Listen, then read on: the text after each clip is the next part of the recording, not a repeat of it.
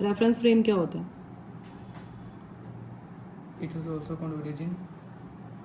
ठीक है, ओरिजिन हम ले लेते हैं, ओरिजिन को रेफरेंस फ्रेम। जैसे अगर कोऑर्डिनेट एक्सेस आप ले रहे हो अगर एक्स वाई जेड एक्सेस, तब उस केस में हम कह देते हैं कि ओरिजिन हमारा जो है रेफरेंस पॉइंट है। ठीक है, और ये जो इसको हम रेफरेंस फ्रेम बोल देते हैं, ओरिजिन को रेफरेंस पॉइंट बोल देते हैं। तो रेफरेंस फ्रेम या रेफरेंस पॉइंट होता क्या है? अगर हम रेफरेंस फ्रेम वर्ड यूज कर रहे हैं या हम रेफरेंस पॉइंट टर्म यूज कर रहे हैं तो उसका मतलब क्या है?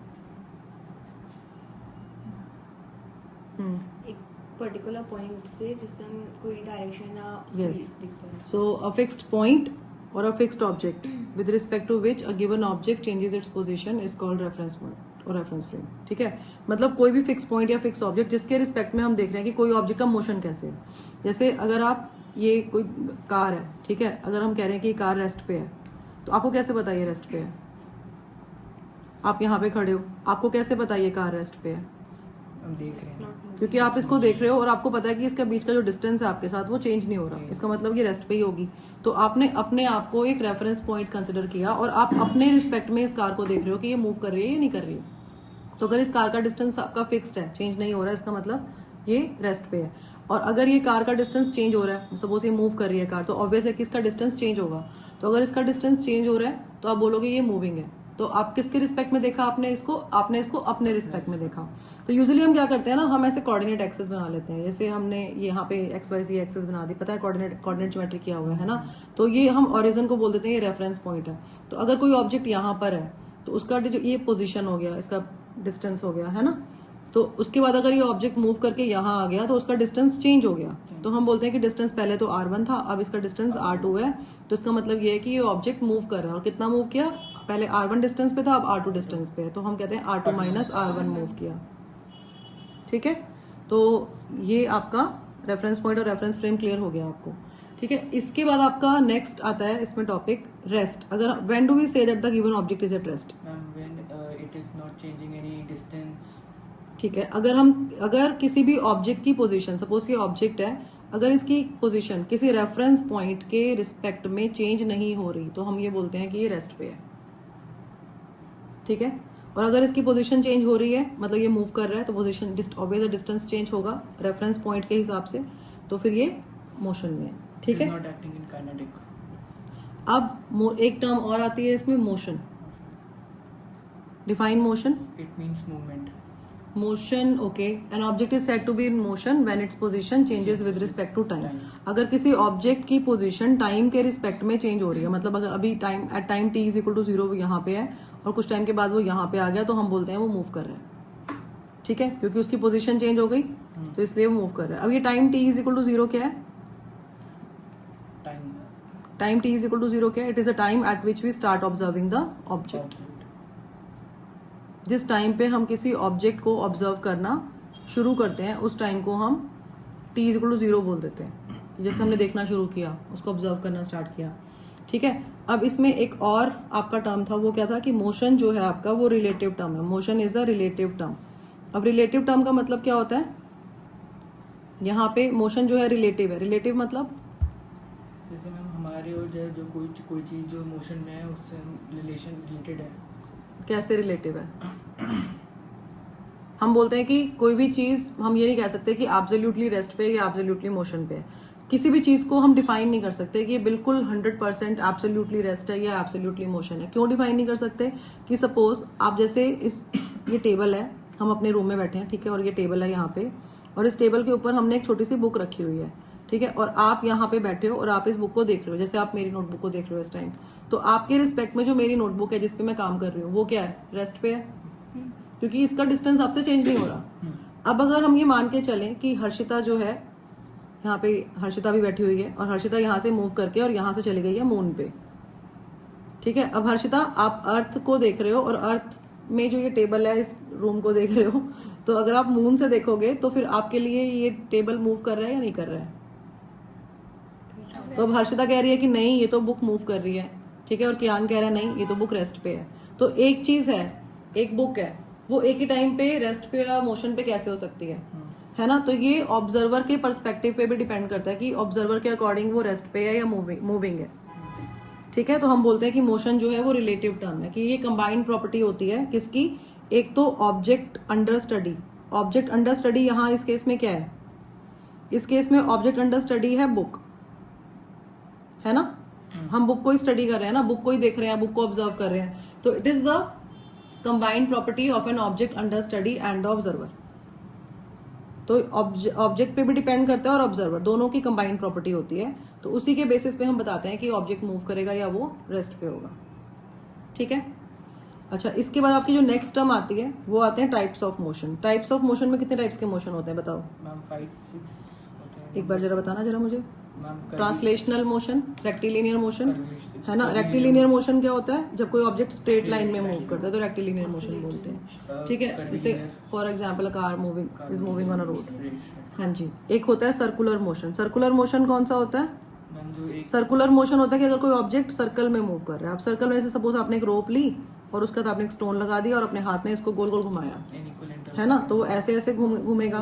तो यहाँ पे आपने इसको पकड़ा हुआ है स्ट्रिंग को, यहाँ से आपने इसको स्ट्रिंग को पकड़ा हुआ है और यहाँ पे आपने एक रोप लिया हुआ है और यहाँ से आपने एक स्टोन को टाई किया हुआ है इसके साथ। ठीक है। तो ये सर्कल में मूव कर रहा है। तो जब ये ऑब्जेक्ट सर्कल में मूव कर रहा है तो ये किसके रिस्पेक्ट में मूव कर रहा है? ये आपके सर्कल के सेंटर के रिस्पेक्ट में। जैसे आप ऐसे ऐसे गोल गोल घुमा रहे हो किसी चीज को, हाथ में पकड़ के ऐसे ऐसे घुमा रहे हो, तो आपके जो आपने जहाँ से पकड़ा हुआ है ये उसके अराउंड ही घूम रहा है, ये है ना? तो किसके अराउंड घूम रहा है? ये सेंटर के अराउंड घूम रहा है। क्या ये चीज के जिस पॉइंट के अबाउट ये ऑब्जेक्ट मूव कर रहा है, क्या ये पॉइंट ऑब्जेक्ट के अंदर लाई करता है? नहीं, ये ऑब्जेक्ट के बाहर लाई करता है। ठीक है। तो ये आपका कौन सा मोशन हो गया? Circular motion. अब एक क्वेश्चन आता है कि सर्कुलर मोशन में और रोटेशनल मोशन में क्या डिफरेंस है? रोटेशन मोशन एक फिक्स्ड एक्सिस पे रोटेट करता है। फिक्स्ड एक्सिस पे रोटेट करता है। जैसे रोटेशनल मोशन में क्या होगा कि जैसे सपोज हम ये एक इंक्लाइन प्लेन लेते हैं, ठीक है, और यहाँ पे हमारे पास एक सिलेंडर है एंड उस सिलेंडर को हम रोल करवा रहे हैं ऐसे। तो इसमें ये किस एक्सिस, इसमें ये अपनी ही एक्सिस ऑफ के अबाउट रोटेट कर रहा है और इस एक्सिस को हम बोलते हैं एक्सिस ऑफ रोटेशन। क्या बोलते हैं? जिसके अबाउट ये रोटेट कर रहा है। जैसे अगर हम इस पेन को या किसी चीज को रोटेट करवाते हैं, जैसे ये रोटेशनल मोशन है। तो इसमें जो उसका एक्सिस ऑफ रोटेशन क्या है पेन का? इसका जो सेंटर है, जो सेंटर से जो इसके लाइन पास करेगी, है ना, उस एक्सिस के अबाउट। अगर हम इसको ऐसे मान के चले कि ऐसे आपने देखा होगा ना डिजिटल में कुछ भी ऐसे हम, हाँ, पिक्सेल्स वाला। तो जैसे इसको अगर हम देखें कि बहुत सारे पार्टिकल से मिलके बना हुआ है, तो इसके जो पार्टिकल्स है वो अपने आप में ही सर्कल में घूम रहे हैं, है ना? जैसे अगर ये सपोज ये देखो यहाँ पे लिखा है ना, ऐसे ये लिखा हुआ है यहाँ पे पायलट, है ना? तो ये पायलट जो है ये पॉइंट मान लो, P for point, P for pilot. ठीक है। तो अगर हम इसको ऐसे गोल घुमाते हैं तो ये P नीचे चला गया, पॉइंट हमारा नीचे चला गया, अब ये पॉइंट ऊपर आ गया। तो ये पॉइंट जो है ये अपनी ही एक्सिस के अबाउट मूव कर रहा है। तो जो इसका जिस एक्सिस के अबाउट कर रहा है वो इसके अंदर ही लाई करती है, बाहर लाई नहीं करती। तो ये रोटेशनल मोशन हो गया। मैम एक और एग्जांपल है, सन है वो अर्थ उसके सामने रोटेट करती है। अर्थ रोटेट कर रही है और जो रिवॉल्व कर रही है वो सर्कुलर मोशन है। दो वो प्योरली सर्कुलर तो नहीं होता, थोड़ा सा एलिप्टिकल होता है, स्लाइटली एलिप्टिकल होता है। ठीक है। अब इसके बाद एक और आता है आपका, वो है आपका ऑसिलेटरी मोशन। ऑसिलेटरी मोशन क्या होता है? मैम जो टू एंड फ्रो मूव करता है, जैसे ऑसिलेटरी मोशन जिसमें टू एंड फ्रो, जैसे एक इसमें मेन पोजीशन एक बार पेंडुलम जैसे हम लेते हैं ना, तो ये हमने बॉब लिया और ये स्ट्रिंग लिया और इसको हमने एक रिजिड सपोर्ट से हमने इसको फिक्स कर दिया यहाँ से। तो अब क्या होगा कि जैसे इसमें आप थोड़ा सा फोर्स अप्लाई करोगे, जर्क दोगे, तो ये बॉब ऐसे जाएगा, फिर ये वापस आएगा और फिर ये दूसरी डायरेक्शन में जाएगा और फिर यहाँ से वापस आएगा। तो ये इसकी जो सेंट्रल पोजीशन है जिसमें ये स्टेबल था, रेस्ट पे जब था ये, तो इसको हम क्या बोलते हैं? Mean position. क्या बोलते हैं?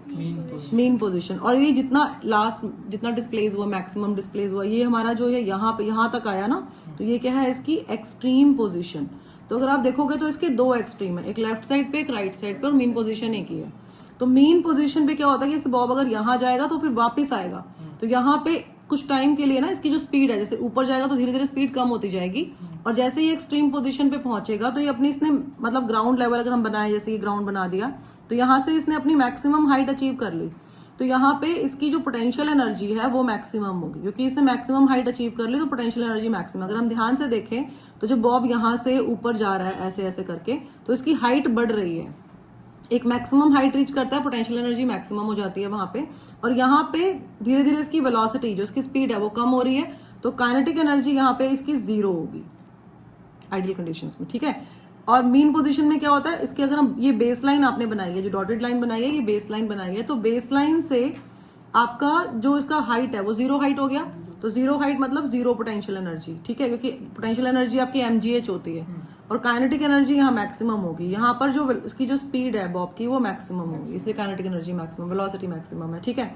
अब दूसरे एक्सट्रीम में भी सेम, काइनेटिक एनर्जी जीरो और पोटेंशियल एनर्जी मैक्सिमम। ये हमने ध्यान रखना है, ये हमें पता होना चाहिए, क्योंकि ये हम कॉन्सेप्ट यूज करेंगे वर्क एनर्जी एंड पावर के अंदर। तो ये ऑसिलेटरी मोशन है हमारा। अब एक और मोशन हमने ऑसिलेटरी जैसा ही होता है, वो होता है हमारा वाइब्रेटरी मोशन। तो वाइब्रेटरी मोशन क्या होता है? मैम जैसे कोई चीज़ वाइब्रेट हो, जैसे गिटार है, जैसे गिटार की Strings vibrate स्ट्रिंग्स वाइब्रेट होती है तो साउंड प्रोड्यूस होता है, ठीक है, गिटार वाला जो हो गया। और जैसे मैम एक टोंग होता है मैम, उसमें स्ट्रिंग लगा दो, जैसे हम ऐसे ट्यून करते हैं तो ट्यूनिंग फॉग, हाँ, ठीक है, उसमें वाइब्रेशंस होती हैं, ठीक है। और हम ये बोल सकते हैं कि वाइब्रेशन ऐसा सा, जैसे मतलब ऑसिलेशंस तो ऐसे ऐसे हैं, है ना, और वाइब्रेशन को हम बोल सकते हैं ये ऐसे है। हाँ, तो ये भी ये ऑसिलेशन है टू एंड फ्रो, और ये भी टू एंड फ्रो है, लेकिन ये स्मॉल ऑसिलेशन है ना। तो इसमें हम बोल सकते हैं ऑसिलेशंस जो है कैसे हैं, स्मॉल ऑसिलेशंस है, या हम बोल सकते हैं ऑसिलेशंस ऑफ स्मॉल एम्पलीट्यूड। क्या बोल सकते हैं? Oscillations of small amplitude. अब इसमें एक और टर्म आती है आपकी, वो है पॉइंट ऑब्जेक्ट। पॉइंट ऑब्जेक्ट क्या होता है? पॉइंट ऑब्जेक्ट जैसे एक ही पॉइंट पे सारी चीजें वर्क होती है। नहीं, पॉइंट ऑब्जेक्ट क्या होता है? पॉइंट ऑब्जेक्ट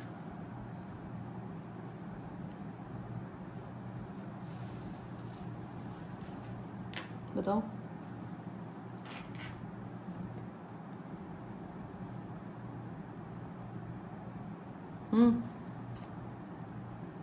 देखो, किसी भी ऑब्जेक्ट को हम पॉइंट ऑब्जेक्ट कब कंसिडर करेंगे? सुनने में अजीब सा लग रहा है, ऐसा पॉइंट भी और ऑब्जेक्ट भी अजीब सी बात हो गई। अगर हम एक सिचुएशन लेते हैं, suppose we have a car, usually we take car in this chapter, है ना, and this car is moving with a velocity or speed we can say of 40 kilometers per hour, ठीक है। तो if I take 2 points on this car, I'm taking 2 points, one here and 1 point here, ठीक है। तो what is the speed of point A? 40 kilometre per our, क्योंकि obvious है गाड़ी का पॉइंट है, गाड़ी के अंदर है, तो उसकी स्पीड भी 40 किलोमीटर पर आवर ही होगी। और पॉइंट बी की स्पीड क्या होगी? 40 किलोमीटर पर तो अगर हम एक और पॉइंट सी ले लिया, उसकी स्पीड क्या होगी? 40 किलोमीटर। डी ले लिया एक और पॉइंट, उसकी स्पीड क्या होगी? 40 किलोमीटर पर आवर। तो इसमें इनफाइनेटली मैनी पॉइंट्स हैं, बिकॉज हमें पता है यूक्लिड ज्योमेट्री सब में पढ़ी हुई है ना। तो ये एक सॉलिड ऑब्जेक्ट है, तो इसके अंदर infinitely many points and all the points on the car are moving with the same speed of 40 kilometre per hour. Is there any point on the car which is moving with less or more speed than 40? No. Right? तो सारे points जो इसके ऊपर हैं वो सब 40 kilometre per our की speed से ही मूव कर रहे हैं। तो we can replace this car by a point, और we can draw something like this for car, and we can write 40 kilometre per hour, और we can just mark a point and write 40 kilometre per hour, ठीक है। तो उसको हम एक point object कैसे consider कर सकते हैं। और सेकेंड जो उसकी बुकिश डेफिनेशन है वो क्या है? If size of the object, बताओ, size of the object is very very less than the distance covered by the object. मतलब if अगर डिस्टेंस जो कवर किया है ऑब्जेक्ट ने वो उसके साइज से बहुत ज्यादा है, तो मतलब ऑब्वियस है गाड़ी है, किलोमीटर्स, कितने किलोमीटर्स ड्राइव कर लिया हमने, है ना, उसका साइज थोड़ा है उतना, साइज तो कम है, तो वो उसको हम बोलते हैं point object. This is the bookish definition, but actual concept behind point object is this what I have taught you, ठीक है। Any doubt? क्लियर है? नेक्स्ट इसमें आपका आता है गाड़ी बेस्ट है। क्या चीज? गाड़ी बेस्ट है। गाड़ी बेस्ट, काइनेमैटिक्स में, सॉरी काइनेमैटिक्स है मैम, इसलिए गाड़ी लेते हैं काइनेमैटिक्स। नेक्स्ट आपका आता है इसमें physical quantities. What are physical quantities? Ma'am there are 2 types of physical quantities. नहीं, होती क्या है फिजिकल क्वांटिटीज? वो टाइप्स तो बाद में डिस्कस करेंगे। मतलब क्या है फिजिकल क्वांटिटीज का? Anything which can be measured is called physical quantity. Physical quantities क्या होती है? जिसको हम मेजर कर सकते हैं, कैन बी मेजर्ड, ठीक है, जिसको हम मेजर कर सकते हैं। किस किस चीज को आप मेजर कर सकते हो? आप किसी भी ऑब्जेक्ट के साइज को, लेंथ को मेजर कर सकते हो, ब्रेथ को मेजर कर सकते हो, उसकी हाइट को मेजर कर सकते हो, मास को मेजर कर सकते हो, आप टेम्परेचर मेजर कर सकते हो, आप टाइम मेजर कर सकते हो, आप स्पीड मेजर कर सकते हो, आप volume, area, displacement, density, pressure, atmospheric pressure, एक ही बात है, फोर्स, मोमेंटम, थ्रस्ट, है ना, ये सारी चीजें आप मेजर कर सकते हो। तो कोई भी चीज, कोई भी क्वांटिटी जिसको हम मेजर कर सकते हैं वो फिजिकल क्वांटिटी होती है। Can we measure beauty? No ma'am, can we measure emotions? No, no. तो वो फिजिकल क्वांटिटीज नहीं है, ठीक है। अब physical quantities are of two types. कौन कौन से टाइप होते हैं इसके? एक तो होती है स्केलर क्वांटिटी और सेकंड होती है हमारी वेक्टर क्वांटिटी। अब स्केलर क्वांटिटी कौन सी है? जिसका सिर्फ मैग्नीट्यूड होता है। और वेक्टर क्वांटिटी कौन सी होती है? that has both magnitude Both, and direction. yes, vector quantities have both the magnitude as well as direction. अब if I say that we have an object and this object is moving with a speed of 10 meter per second और हमें कुछ भी बताया नहीं है कि कहाँ जा रहा है, किधर जा रहा है, कौन सी डायरेक्शन में जा रहा है, we don't know anything about the object, right? We only know that it is moving with some speed. Yes, ma'am. Well, speed is 10 meter per second. तो यहाँ पे इसको हम बोलते हैं स्पीड, ठीक है। अगर हम ये बोला कि एक ऑब्जेक्ट है वो 10 मीटर पर सेकेंड की स्पीड से ईस्ट डायरेक्शन में जा रहा है या वेस्ट डायरेक्शन में जा रहा है, now we have added direction to it, है ना। हमने उसको स्पेसिफाई कर दिया कि इस पर्टिकुलर जगह जा रहा है या मुंबई जा रहा है, कहीं पे भी हमने डायरेक्शन दे दी। तो when we add direction to a scalar quantity then it becomes a vector quantity. तो यहाँ पे आपके पास स्पीड थी, है ना, ऑलरेडी। अब आपने स्पीड को क्या दे दी? एक डायरेक्शन दे दी। तो स्पीड को डायरेक्शन देने से ये क्या बन गई? ये एक वेक्टर क्वांटिटी बन गई। तो speed plus direction is velocity. तो ये वेलोसिटी क्या है आपकी? वेक्टर क्वांटिटी हो गई, ठीक है। तो ये डिफरेंस, बेसिक डिफरेंस होता है स्केलर क्वांटिटीज में और वेक्टर क्वांटिटीज में। कोई डाउट है इसमें? यूजुअली हम वेक्टर क्वांटिटीज पे ना, वैसे आपके सिलेबस में अभी नहीं है, 11th क्लास में करोगे। जैसे आपने कोई वेक्टर क्वांटिटी लिखनी है, suppose I want to write velocity, then we write V dash like this. ऊपर एक हम एक एरो बना देते हैं, this arrow indicates that it is a vector, ठीक है। ये कब पढ़ेंगे हम? 11th क्लास में पढ़ेंगे। एक चीज 11th में पढ़ेंगे, क्या? वेक्टर के टाइप होते हैं। वेक्टर के भी टाइप्स होते हैं, वो हम 11th में, बिल्कुल, पोलर एक्सियल वेक्टर्स होते हैं, वो हम 11th क्लास में पढ़ेंगे। We have to wait for 11th class. Okay, next topic is distance and displacement.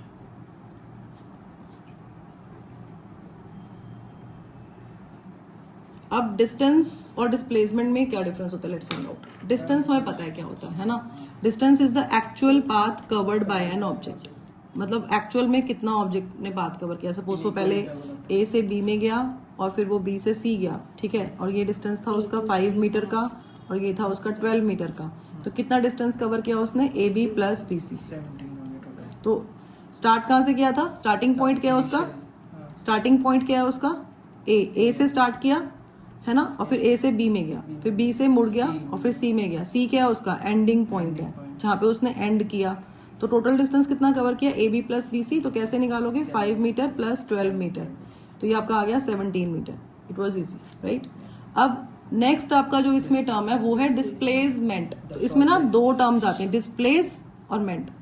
Displace का मतलब होता है आउट ऑफ प्लेस, मतलब अपनी पोजीशन से कितना दूर गया वो। तो अपनी पोजीशन से कहाँ गया, मतलब इनिशियली कहाँ पर था वो? ए पे था। तो ए जो स्टार्टिंग पॉइंट है उसको हम बोलते हैं उसकी इनिशियल पोजीशन, और जो उसका एंडिंग पॉइंट है उसको हम बोलते हैं उसकी फाइनल पोजीशन। तो वो ए से जब सी में गया तो सी इज द फाइनल पोजीशन। तो डिस्प्लेसमेंट को कोई फर्क नहीं पड़ता कि आप कैसे जा रहे हो, आप ऐसे जाओ, आप ऐसे ऐसे घूम के जाओ, आप कैसे भी जाओ, ठीक है, वो बॉदर नहीं करते। डिस्प्लेसमेंट को फर्क पड़ता है कि यहाँ पे था बेटा, यहाँ पे इनिशियली यहाँ था और फाइनली ये यहाँ पहुंच गया है। तो उसके लिए मैटर करता है ये चीज मैटर करती है, शॉर्टेस्ट डिस्टेंस मैटर करता है उसके लिए, ठीक है, कि अपनी जगह से कितना दूर गया। तो उसके लिए हम स्ट्रेट लाइन डिस्टेंस निकालेंगे। Straight line distance is the shortest distance, right. तो डिस्प्लेसमेंट क्या हो गई इसकी? डिस्प्लेसमेंट क्या है? Shortest distance, shortest distance between initial and final position, and it is always a straight line distance, ठीक है। तो अब इसमें AC is the displacement. Suppose अब हम कहते हैं कि ये हमारा 15 मीटर है, तो डिस्प्लेसमेंट इज 15 मीटर। तो डिस्टेंस एंड डिस्प्लेसमेंट आपके इक्वल भी हो सकते हैं और अनइक्वल भी हो सकते हैं। अब इसमें बिकॉज दोनों आपकी डिस्टेंस है देखा जाए तो बेसिकली, है ना, यहाँ पे भी हम एक तरह का डिस्टेंस ही है, लेकिन ये शॉर्टेस्ट डिस्टेंस है। तो इसकी जो यूनिट होगी दोनों की वो क्या है? ऐसा unit is metre. But only difference is कि डिस्टेंस क्या है आपकी? स्केलर क्वांटिटी है, और डिस्प्लेसमेंट आपकी वेक्टर क्वांटिटी है। अच्छा, एक और डिफरेंस भी है, वो डिफरेंस ये है कि सपोज आप पहले ए से स्टार्ट किया जर्नी आपने, फिर आप बी में गए, और बी से फिर आप सी में गए, और सी से फिर आप वापस ए में आ गए। तो जहां से आपने शुरू किया था, आपकी इनिशियल पोजीशन क्या है, ए, आपने ए से स्टार्ट किया था, आपकी फाइनल पोजीशन क्या है, ए, वापस आप ए पे आ गए, है ना। तो आपकी जो डिस्प्लेसमेंट है वो जीरो हो जाएगी, क्योंकि आपकी इनिशियल और फाइनल पोजीशन कोइंसाइड कर रही है। आपका ए है और ए के बीच में कोई डिस्टेंस नहीं है, तो ये आपका शॉर्टेस्ट डिस्टेंस जीरो हो गया ना। तो आपकी डिस्प्लेसमेंट जीरो, मतलब डिस्प्लेसमेंट हमारी जीरो भी हो सकती है, लेकिन डिस्टेंस हमारा जीरो नहीं होगा ना। डिस्टेंस आपका जितना कवर करोगे उसके अकॉर्डिंग ही आएगा, ठीक है।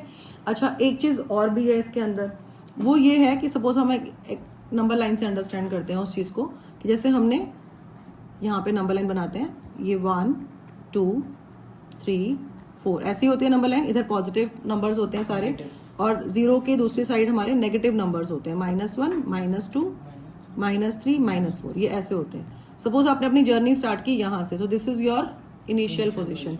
अब यहाँ से आप गए पहले इधर, सपोज ये भी मान के चलते हैं कि आपका मीटर्स में, यूनिट्स, अगर कुछ नहीं लिखा हुआ ना, हमें पता नहीं चल रहा हम क्या यूनिट लें, तो हम मीटर नहीं लिख सकते, तो हम यूनिट लिखेंगे, यूनिट, ठीक है। तो आप ओ से गए ए में, फिर आप इधर आए और यहाँ पे आप गए, यहाँ पे ओ से ए में गए और फिर ए से गए बी में, ठीक है। तो अगर हम इधर वाली साइड को पॉजिटिव और इधर वाली साइड को नेगेटिव ले रहे हैं, तो जब हम डिस्टेंस काउंट करेंगे तो हम नेगेटिव पॉजिटिव को बॉदर नहीं करेंगे, हमारे लिए मैटर करता है कितने यूनिट्स कवर किया उसने। तो डिस्टेंस क्या आएगा, DIST I am writing for distance, ठीक है। अब डिस्टेंस क्या आएगा, 1 2 3, फिर उसके बाद देखो यहाँ से वापस गया ना ये, तो 1 2 3 4 5 6 7 8 9 10, डिस्टेंस किया उसने 10 यूनिट्स कवर, क्योंकि जब आप 3 यूनिट गए फिर 3 यूनिट वापस भी आए और उसके बाद आप आगे गए। और जो डिस्प्लेसमेंट आएगी आपकी वो क्या आएगी, इनिशियल पोजीशन क्या है आपकी 0, फाइनल पोजीशन क्या है आपकी -4, -4, तो आपकी -4 यूनिट आ गया, ठीक है। तो डिस्प्लेसमेंट कैन बी नेगेटिव। अब distance can never be zero, distance can never be negative, while displacement can be negative और जीरो। ये यहाँ से क्लियर हो गया, इसमें कोई डाउट तो नहीं है। अब जो हमारे ऑटोमोबाइल्स होते हैं उसमें एक ओडोमीटर लगा होता है। ओडोमीटर, आपने वर्ड यूज सुना होगा। Odometer is an instrument which is use to measure the distance travelled by a vehicle, ठीक है, and it is in measure distance in kilometre, ठीक है, क्लियर है ये। अच्छा, अब इस पे बेस्ड क्वेश्चंस आते हैं आपके। ओडोमीटर स्पीडोमीटर में डिफरेंस, स्पीडोमीटर आपका इंस्टेंटेनियस स्पीड को मेजर करता है, मतलब speed at a point of time, किसी पर्टिकुलर टाइम पे आपकी स्पीड कितनी है गाड़ी की, वो स्पीडोमीटर मेजर करता है, और ओडोमीटर आपका डिस्टेंस को मेजर करता है, ठीक है। अब न्यूमेरिकल प्रॉब्लम्स हैं इसमें, जैसे आपका let's consider different situations now. Triangle वाला तो हमें आ गया, ठीक है। अब हम एक सर्कल वाला केस लेते हैं। आपने यहाँ से सर्कल का रेडियस 7 ले लेते हैं, तो radius of this circular track is 7 metre, ठीक है। आपने अपनी जर्नी यहाँ से स्टार्ट की and you come back at the same point A, मतलब A to A। तो A to A में आपका डिस्टेंस क्या है, 2 is the circumference of the circle, है ना। तो 2 पाई आर, 2 इंटू 22/7 इंटू 7 कर दोगे, ये आपका 44 मीटर आ गया। और डिस्प्लेसमेंट क्या है आपकी, 0, ए है, क्योंकि ए सेम इनिशियल फाइनल पोजीशन कंसाइडिंग, तो डिस्प्लेसमेंट क्या हो जाएगी, 0 हो जाएगी, ठीक है। अब अगर एक और सिचुएशन ले कि आप ए से आपने जर्नी स्टार्ट किया और आप आ गए बी नहीं लेते हैं, let's take this another extreme, this point is B is here not there, B is here. तो अभी आपका डिस्टेंस और डिस्प्लेसमेंट कितना है, distance ma'am 2 pi r upon t 2 हो जाएगा। हाँ, तो पाई आर ले सकते हैं, हाफ द सर्कमफरेंस, ठीक है। तो 22 मीटर आ गया, और डिस्प्लेसमेंट क्या आएगा, मैम डायमीटर, डायमीटर, है ना। इनिशियल पोजीशन आपका ए है और फाइनल पोजीशन आपका बी है, तो A to B में initial position is A and final position is B, displacement आपका ए बी हो गया, ये आ गया आपका 14 मीटर, ठीक है। अब एक और सिचुएशन लेते हैं, आप गए A to, फिर आप पहले तो ऐसे गए थे B तक, अब आप आ गए C पे, अब आप जा रहे हो A to C। अब आपकी डिस्टेंस क्या आएगा, distance same ma'am pi r. Pi r क्यों होगा बेटा, आपने यहाँ से स्टार्ट किया A से और ए से आपने पहले हाफ सर्कम्फरेंस करके फिर आपने 1/4 सर्कम्फरेंस और भी तो किया है साथ में। half pi r. आप नहीं 1/4 तो 1/4 ये हो गया और पाई आर ये हो गया, तो कितना हो गया टोटल? ये अगर आप इसको 4 सेक्शंस में सर्कल को डिवाइड करते हो, जैसे आपके पास सर्कल है कोई, है ना, ये सर्कल है, ठीक है। अगर जैसे आपको याद है फ्रैक्शन करते थे हम, उसमें पार्ट्स में डिवाइड करते थे, हाँ। तो एक पार्ट आपका 1/4 होता है, 2 पार्ट आपका 1/2 हो गया, 3 पार्ट्स आपके क्या होते हैं? 3/4 3/4 होता है ना। तो जो आपका जो डिस्टेंस आएगा वो 3/4 ऑफ सर्कम्फरेंस आएगा, मतलब 3/4 ऑफ 2 पाई आर। अच्छा समझ आ रहा है? मुश्किल है तो कैसे आएगा? 3/4 3/2 of इंटू 2 इंटू 22/7 इंटू 7, 7 से 7 कैंसिल हो जाएगा, 2 1 2, 2 2 4, 2 1 2, 11 ये आ गया, कितना आ गया ये? 33 मीटर। तो हम यहाँ पे ये मान के चल रहे हैं कि वो कांस्टेंट स्पीड से मूव कर रहा है ना, उसकी स्पीड कम ज्यादा नहीं हो रही है। आप ये देखो कि अभी तक हमने वो वाला कॉन्सेप्ट अभी किया नहीं है कि जिसमें स्पीड चेंज होती है, अभी हम सिर्फ डिस्टेंस की बात कर रहे हैं, we not talking about speed as of now, ठीक है। तो डिस्टेंस आपका आ गया 33 मीटर। अब डिस्प्लेसमेंट कैसे निकालोगे? डिस्प्लेसमेंट आपकी इनिशियल पोजीशन क्या है? पाइथागोरस का थ्योरम लगा के. बिल्कुल, ये आपका इनिशियल पोजीशन है, ये फाइनल पोजीशन है, तो डिस्प्लेसमेंट आपकी ये आ गई AC। ये कैसे निकलेगी? ये है ना, ये डिस्प्लेसमेंट है क्योंकि ये इनिशियल पोजीशन है, ये फाइनल। अब उसको फर्क नहीं पड़ता वो ऐसे गोल घूम के आए या कहाँ से भी आए, उसके लिए डिस्प्लेसमेंट की जब बात होती है तो सिर्फ ये देखता है वो कि शुरू कहाँ से किया था और एंड कहाँ पे किया, ठीक है। तो ये आपका है AC, ये आपका A पॉइंट है, ये आपका C पॉइंट है, इसको O ले लेते हैं। तो कैसे निकालेंगे? हमें AC निकालना है। OA कितना है हमारा? 7 मीटर है। 7 मीटर। OC भी रेडियस है तो 7 लेंगे। अब आपको AC निकालना है तो पाइथागोरस थ्योरम लगाओगे, square root of OA square plus OC square. तो ये आपका क्या हो गया? 7 square plus 7 square yes ma'am क्या होता है? 49 + 49 हो जाएगा। हाँ, तो 7√2। ये आपको वैसे भी ध्यान रखना चाहिए, आपको मैंने बताया था ना 7√2 मीटर। आपको मैंने बताया था ये कि अगर आपके पास ये A है और ये A है और ये आपका परपेंडिकुलर ऐसे आप ड्रॉ करते हो तो ये आपका A√2 आता है ना।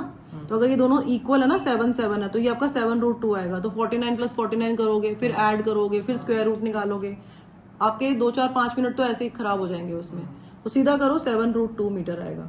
ये इसको मतलब इसको इस AA की फॉर्म में जनरल फॉर्म इसका आप अंडरस्टैंड करो। जनरल फॉर्म कैसे अंडरस्टैंड करोगे? A² + A² होता है ना, तो ये 2A² का अंडर रूट हो गया, तो √2A। तो जो भी A की वैल्यू होगी वो साथ में रख दो, साथ है 7√2, ठीक है, इजी। अच्छा, इसमें आपके स्क्वायर वाले क्वेश्चंस भी आते हैं, है ना, कि अगर स्क्वायर कोई फील्ड है उसमें ऐसे जा रहे हैं हम, तो उसमें हाफ कितना होगा, या इस तरीके के क्वेश्चन है, तो अलग अलग लोकेशंस दिए होंगे, आपको निकालना होगा तो कर सकते हो। सर्कल वाला आ गया तो स्क्वायर वाला भी आ जाएगा। इजी है, मुश्किल तो नहीं है, पक्का हो जाएगा ना। आगे मूव करें स्पीड एंड वेलोसिटी पे। कुछ क्वेश्चंस अगर आपको डाउट है तो हम डिस्टेंस डिस्प्लेसमेंट डिस्कस कर सकते हैं, अगर है तो बताओ। कोई डाउट नहीं है? Speed and velocity, speed and velocity क्या वो बताया था अभी मैंने।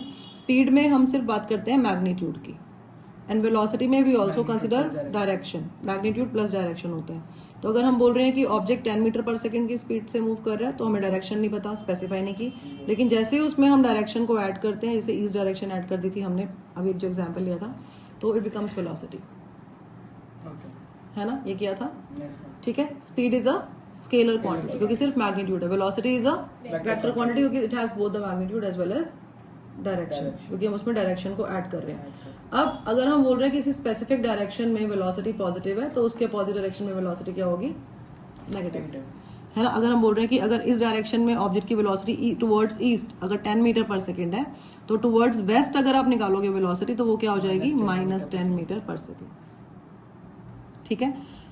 मैथमेटिकली स्पीड क्या है? Total distance travelled upon total time, total distance upon total time taken, और ये क्या है आपकी? Displacement upon time.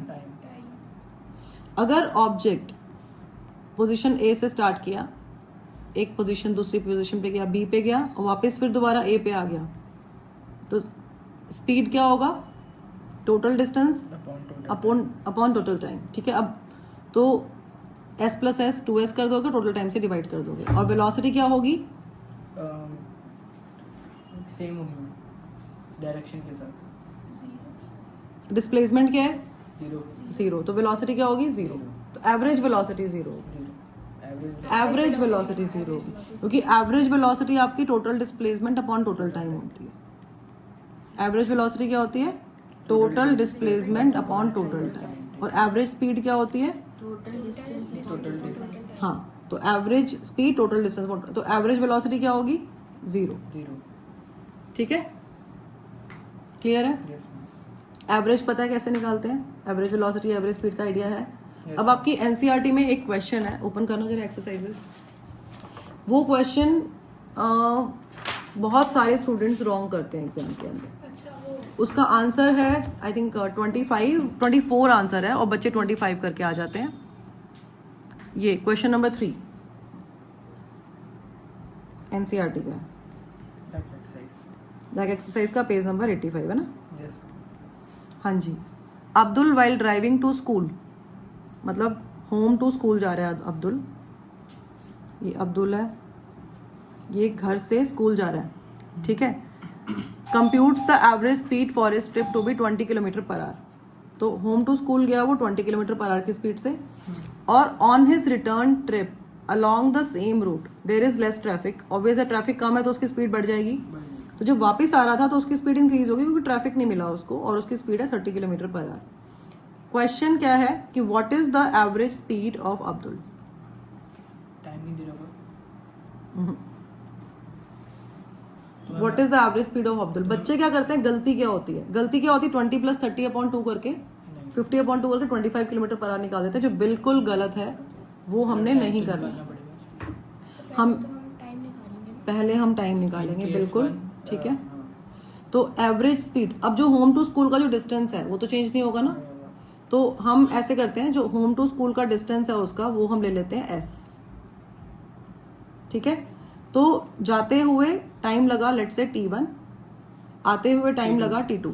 तो जब वो जा रहा था तो उसकी स्पीड कम थी, तो उसको टाइम ज्यादा लगेगा। ऑब्वियस अगर आप स्लो जाओगे तो you will take more time, है ना।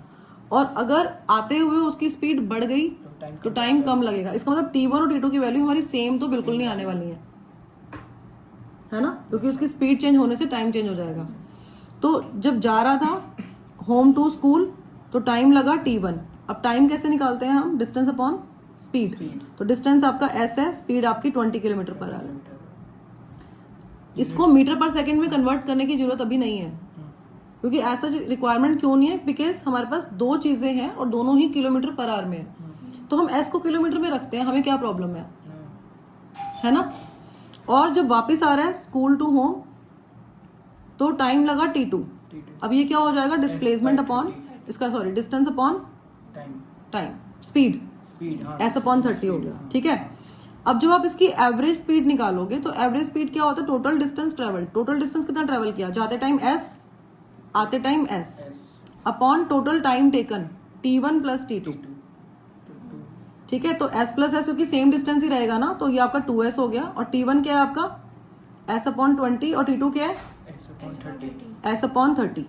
तो ये आपका आ गया 2s डिवाइडेड बाय, अब यहाँ पे जब इसका एलसीएम लोगे 30 का और 20 का, तो एलसीएम क्या आएगा?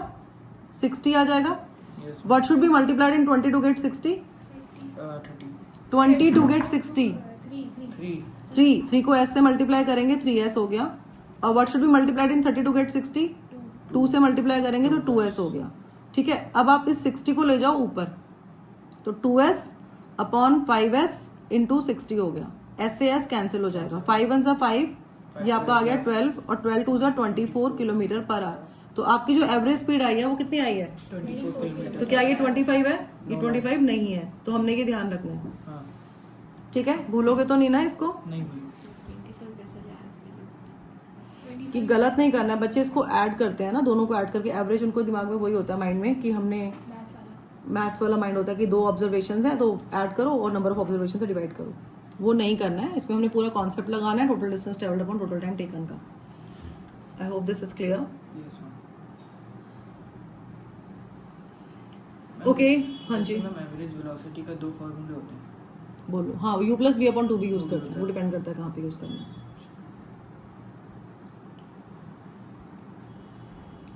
ओके अब इसमें एक आपका जो अलग अलग, जैसे एक तो एवरेज स्पीड हो गई, एक होती है इंस्टेंटेनियस स्पीड और instantaneous velocity.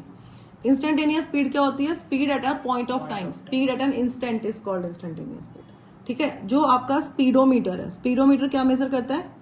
Speed at instantaneous speed. Instantaneous, instantaneous कैसे, मतलब क्या मतलब है? आपको समझ आ रहा है ये इंस्टेंटेनियस क्यों लगाया, क्या पर्पस है इसका आगे लगाने का?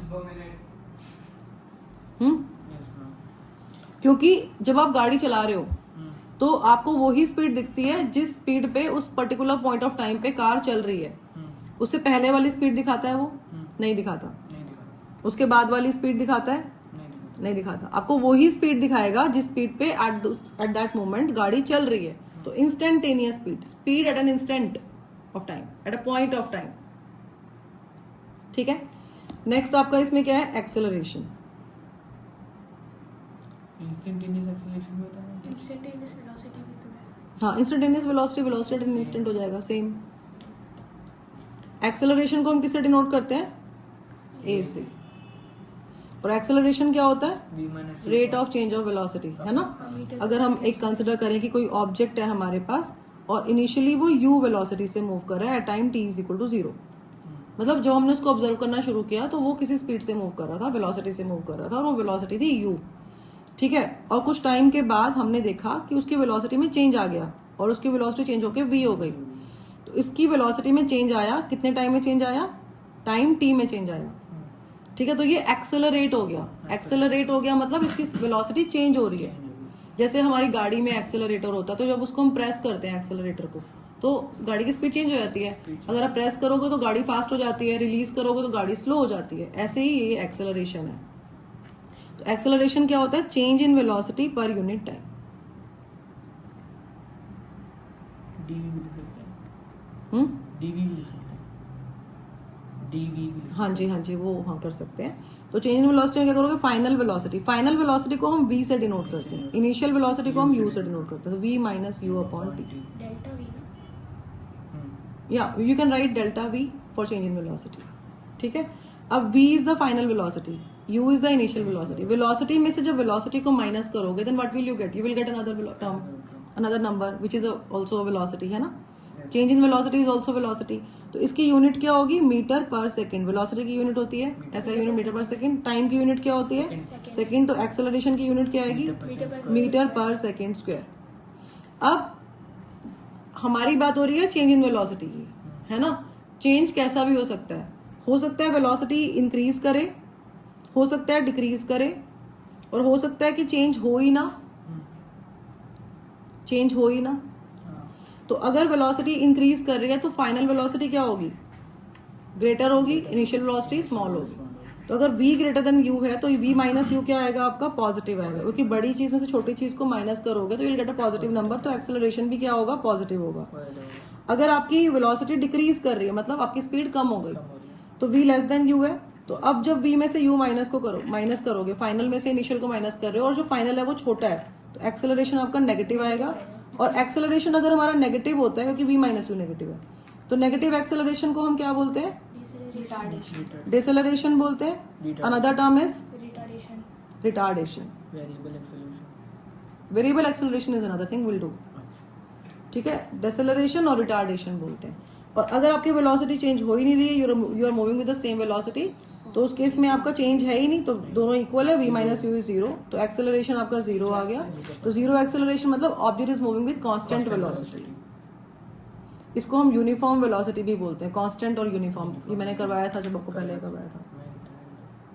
ठीक है, यूनिफॉर्म वेलोसिटी भी इसको बोलते हैं। क्लियर है? अब एनसीईआरटी में ना एक क्वेश्चन है आपका, in text question, page number 77, question number 3। ठीक है, क्या है ये? A train starting from a railway station. तो हम क्या करेंगे ना, जब भी आप कोई क्वेश्चन करोगे तो उसको पार्ट्स में रीड करो, सबसे बड़ी चीज। ठीक है, कभी भी पूरे क्वेश्चन को वन गो में रीड मत करो, आप कंफ्यूज हो जाओगे, क्योंकि मल्टीपल इंस्ट्रक्शंस जाएंगी, आपको समझ नहीं आएगा ये क्या हो रहा है हमारे साथ। तो हमने पहले क्या रीड करना है? अ train starting from a train starting from a railway station. तो एक रेलवे स्टेशन में एक ट्रेन है, ठीक है, और वहां से वो स्टार्ट हो रही है। Train starting from a railway station. Starting मतलब u0। हाँ, स्टार्टिंग का मतलब कि शुरू हुई है चलनी, इसका मतलब अभी वो रुकी हुई थी, हाँ, समझ रहे हो ना? तो स्टार्टिंग से ही समझ आ गया कि हमारी इनिशियल वेलोसिटी क्या है, 0 है। ठीक है, अ train starting from a railway station and moving with a uniform acceleration, uniform acceleration constant acceleration से मूव कर रही है, अटेन्स अ स्पीड, मतलब उसकी जो स्पीड है वो चेंज हो गई, और उसकी स्पीड कितनी हो गई, 40 किलोमीटर पर आवर हो गई। कितने टाइम में, इन 10 minutes, 40 kilometre per our in 10 minutes, मतलब 10 मिनट में उसकी स्पीड जो है वो 0 से 40 किलोमीटर पर आवर हो गई। ठीक है, फाइंड इट्स एक्सेलरेशन, तो एक्सेलरेशन फाइंड करना है। सबसे पहले हमें सिचुएशन को अंडरस्टैंड कर लिया, एक छोटा सा हमने बना भी लिया, ड्रॉ भी कर लिया, इसमें बहुत ज़्यादा टाइम नहीं लगेगा, आप पेन से भी ड्रॉ कर सकते हो। एक आपको क्लैरिटी हो जाती है कि आप क्या जो पढ़ रहे हो वो आप समझ भी रहे हो, और जब आपका टीचर्स देखते हैं ना कि आपने कुछ ऐसा ड्रॉ भी किया हुआ है, आपको मतलब उनको समझ आया था कि आपको सिचुएशन क्लियर हो गई है। अगर थोड़ा बहुत गलती भी होती है तो वो अंडरस्टैंड करते हैं कि बच्चे को क्वेश्चन तो समझ आ गया है, लेकिन हाँ ठीक है उसने कैलकुलेशन मिस्टेक कर दिया। ठीक है, नंबर दे देते हैं। नहीं, लीनियर थोड़ा सा एक इंप्रेशन ठीक पड़ता है, और खुद को भी क्लैरिटी रहती है। ऑब्वियस है कि उसमें आपके एरर्स के चांसेस भी रिड्यूस हो जाएंगे। तो जब आप उसको इस तरीके से बना लोगे तो आपको थोड़ा क्लैरिटी हो जाएगी कि हाँ ठीक है, मुझे ये गिवन है और मैंने ये चीज़ फाइंड करनी है, तो आपके उसमें ऑटोमेटिकली एरर्स के चांसेस रिड्यूस हो जाते हैं, आप गलतियां कम करोगे। ठीक है, तो अब इसमें जो टाइम है वो मिनट में है, जो आपकी स्पीड है वो किलोमीटर पर आवर में है, यहाँ पे आर है ना, तो या तो हम इसको मीटर पर सेकंड में और उसको सेकंड में कन्वर्ट करें। सेकंड आपका क्या है कि ये आर में दिया ही हुआ है, इसको क्यों हाथ लगाना है, हम मिनट्स को ही आर में कन्वर्ट करते हैं ना, तो जो मिनट्स को आर में कन्वर्ट करोगे तो 60 से डिवाइड करना पड़ेगा, तो आपका 1/6 आर आ गया। ठीक है, अब जब एक्सेलरेशन निकालेंगे हम तो वो क्या होता है, v minus you by T. v क्या है आपका 40, u क्या है 0, और ये क्या हो गया 1/6। कैसे करेंगे आप, 40/1/6 और 40 into 6। हाँ, तो 40 into 6 हो जाएगा, ये आपका 240 किलोमीटर पर आवर स्क्वायर हो गया। ठीक है, मीटर पर सेकंड स्क्वायर बनाना है। नहीं, इसको मीटर पर सेकंड स्क्वायर में नहीं बनाना, लेकिन आपको इसको यहाँ पे अगर आप किलोमीटर और आर में ले रहे हो तो आपको unit kilometre per our square लगानी पड़ेगी, ये गलत नहीं है। लंबा हो जाएगा बड़े। हाँ, अब सेकंड क्या है, क्योंकि हमें हैबिट बनी हुई है मीटर पर सेकंड स्क्वायर सुनने की और मीटर पर सेकंड स्क्वायर देखने की, ये हम थोड़ा सा हमें अलग सा वियर्ड सा लग रहा है क्योंकि हमें आदत नहीं है ना इसकी, है ना, लेकिन हमें कॉन्सेप्ट को अंडरस्टैंड करना होता है। ये नहीं होता कि जो चीज़ देख रहे हैं हम उसी को ही हम समझे, थोड़ा सा हम इतना रिजिड नहीं हो सकते, है ना, क्योंकि जो आपकी एक्सेलरेशन की यूनिट है वो मीटर पर सेकंड स्क्वायर होती है, ऐसा यूनिट, तो मीटर की जगह किलोमीटर है या सेकंड की जगह आर है, hardly makes any difference, distance और टाइम की तो यूनिट है, क्या फर्क पड़ रहा है। लेकिन फिर भी अगर आप वैसे निकालना चाहते हो तो वी हैव u 0, v कितना है आपका 40 किलोमीटर पर आवर, इसको मीटर पर सेकंड में कन्वर्ट करने के लिए हम इसको 5/18 से मल्टीप्लाई करेंगे तो ये मीटर पर सेकंड में कन्वर्ट हो जाएगा। 2 9 18, 2 2 4 और ये 0 आ गया, तो ये आपका आ गया 100/9 मीटर पर सेकंड। अब टाइम आपका कितना है इसमें 10 मिनट, तो इसको आपको 10 से 60 से मल्टीप्लाई करना पड़ेगा, तो ये आपका आ गया 600 सेकंड। ठीक है, अब एक्सेलरेशन निकालना है, first write the formula, always write the formula first and then put the values because it carries mass. Is acceleration a vector quantity? Yes, acceleration is a vector quantity because velocity is a vector quantity. वहाँ पे देखो कुछ आपके T shirt पे चल रहा है, उसको झाड़ दो। ठीक है, v आपका क्या है 100/9 माइनस 0 अपॉन 600 हो गया, तो ये आपका आ गया 100/9 इंटू 600, है ना, 0 से 0 कैंसिल हो जाएगा, 9 6 54 होता है, तो 1/54 मीटर पर सेकंड स्क्वायर। टाइम है तो डेसिमल में कन्वर्ट करके लिख देना, नहीं है तो इसमें टाइम वेस्ट करके अपने 2 क्वेश्चंस और छोड़ के एग्जाम में मत आना, थोड़ा स्मार्टली चलना। ठीक है, मैम ए पे एरो, ए पे एरो, ये वो एरो हम 11th क्लास में लगाएंगे। ठीक है, अब एक ना टर्म्स आती हैं इसमें, टर्म्स क्या आती हैं, एक तो आता है आपका uniform and non uniform motion. ठीक है, ये आपको डेफिनेशंस पूछ लेते हैं एग्जाम में, uniform and non uniform motion. एक आती है आपकी uniform and non uniform velocity. ठीक है, एक आता है आपका uniform and non uniform speed, भी लिख सकते हो आपकी मर्जी है, uniform and non uniform acceleration. ये मैं आपको चारों एक साथ एक रीजन से करवा रही हूँ so that you can easily compare, क्योंकि आपको बेसिक कॉन्सेप्ट क्लियर हो गए हैं। ठीक है, अब अगर आपका मोशन की बात हो रही है, मोशन और स्पीड दोनों का एक ही है। स्पीड क्या होता है हमारा, डिस्टेंस अपॉन टाइम होता है, स्पीड क्या होता है, डिस्टेंस अपॉन टाइम टेकन, है ना। तो यूनिफॉर्म मतलब कांस्टेंट स्पीड, यूनिफॉर्म स्पीड मतलब constant speed, non uniform speed मतलब वेरिएबल स्पीड। स्पीड अगर चेंज हो रही है तो नॉन यूनिफॉर्म स्पीड बोलते हैं। नॉन यूनिफॉर्म, वेरिएबल भी यूज कर सकते हो वर्ड। तो अगर ऑब्जेक्ट इक्वल डिस्टेंस कवर करेगा इक्वल टाइम में तो उसकी स्पीड कांस्टेंट रहेगी। हर बार अगर सेम डिस्टेंस कवर कर रहा है सेम टाइम में तो स्पीड कांस्टेंट रहेगी, है ना। तो if an object covers equal distance in equal time then it is moving with uniform speed. If an object is covering unequal distance in equal time then it is moving with non uniform speed. ठीक है, ऐसे ही आपका motion के लिए same चीज apply होगी। मैंने arrow लगाया ना दोनों में कि ये सेम है। तो मोशन में भी equal distance in equal time uniform motion, unequal distance in equal time और equal distance in unequal time, और unequal distance in unequal time how small this intervals में भी, मतलब उसमें जो रेशियो है वो अनइक्वल आना चाहिए।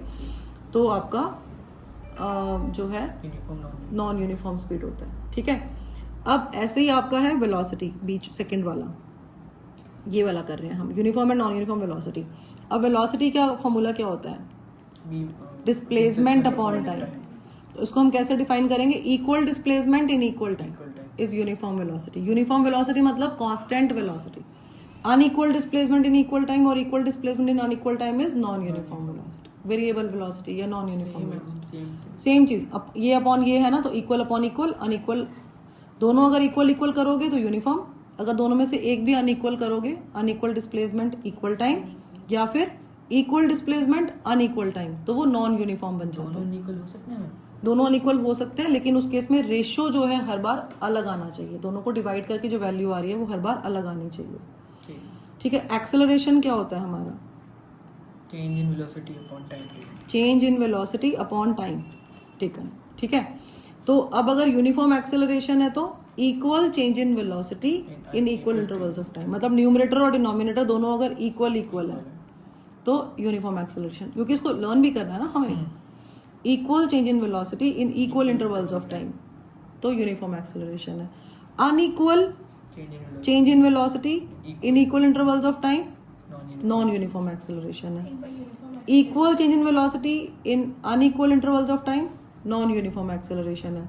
नॉन यूनिफॉर्म एक्सेलरेशन का मतलब होता है वेरिएबल एक्सेलरेशन भी बोलते हैं। नॉन यूनिफॉर्म को वेरिएबल नहीं, retardation is a different thing. Retardation में होता है कि वेलोसिटी डिक्रीज हो रही है। अच्छा ठीक, ये तो हो रहा है कि चेंज हर बार इक्वल आ रहा है या अनइक्वल आ रहा है, हर बार इक्वल टाइम में इक्वली चेंज हो रही है या अनइक्वली चेंज हो रही है। ठीक है, हाँ जी बताओ क्या कह रहे थे आप। मुझे यूनिफॉर्म एक्सेलरेशन समझ में आया। यूनिफॉर्म एक्सेलरेशन का फॉर्मूला अंडरस्टैंड करो, equal change in velocity in equal time is uniform acceleration. Equal upon equal formula है ना ये, change in velocity upon time, तो equal upon equal, equal change in velocity in equal intervals of time is uniform acceleration. अगर हर बार, जैसे आप देखो आपने कार स्टार्ट की चलानी, ठीक है, आपकी इनिशियली स्पीड है 10 किलोमीटर पर आवर और आपकी कुछ भी टाइम लेते हैं, 5 मिनट्स ले लेते हैं, चलो ठीक है, 5 मिनट्स के बाद आपकी स्पीड हो गई 20 किलोमीटर पर आवर। अगले 5 मिनट के बाद आपकी स्पीड फिर हो गई 30 किलोमीटर पर आवर। तो हर 5 मिनट में स्पीड में चेंज कितना आ रहा है, 10 का आ रहा है ना, 10 किलोमीटर पर आवर का, यहाँ पे भी 10 किलोमीटर पर आवर का, तो ये यूनिफॉर्म एक्सेलरेशन है। लेकिन अगर आपकी स्पीड हर बार चेंज अलग अलग हो रही है, अगले 5 मिनट में कुछ ज़्यादा चेंज हो गई है, तो वो नॉन यूनिफॉर्म एक्सेलरेशन है। आ गया। अब नेक्स्ट है आपका graphical representation of motion. Graphs क्या होते हैं, ग्राफ तो हमें पता है, हमने मैथ्स में भी ग्राफ किए हैं, हमें पता है ग्राफ कैसे ड्रॉ करते हैं। ठीक है, स्टैटिस्टिक्स में किया है ना, bar graph, histogram, frequency polygon, तो बेसिक हमें आइडिया है। तो ग्राफ बेसिकली पर्पस क्या होता है ग्राफ का, जब आप बार ग्राफ बनाते हो या हिस्टोग्राम बनाते हो तो आप मतलब क्यों बनाते हो, why do we study graphs and why do we study, make it easy by हाँ जी, graphic, मतलब जैसे कोई चीज है वो ग्राफिकल रिप्रेजेंटेशन, हाँ विजुअल रिप्रेजेंटेशन हो जाता है, तो पिक्टोरियल रिप्रेजेंटेशन हो जाती है। तो अगर हमें किसी भी एक क्वांटिटी का दूसरे क्वांटिटी के रिस्पेक्ट में देखना है कि चेंज कैसे हो रहा है, तो ग्राफिकली उसको हम रिप्रेजेंट करते हैं, तो हमें थोड़ा क्लैरिटी हो जाती है, ईजी हो जाता है हमारे लिए। तो अब जब ग्राफ प्लॉट करते हैं तो we take 2 axes, right, we take x and y access.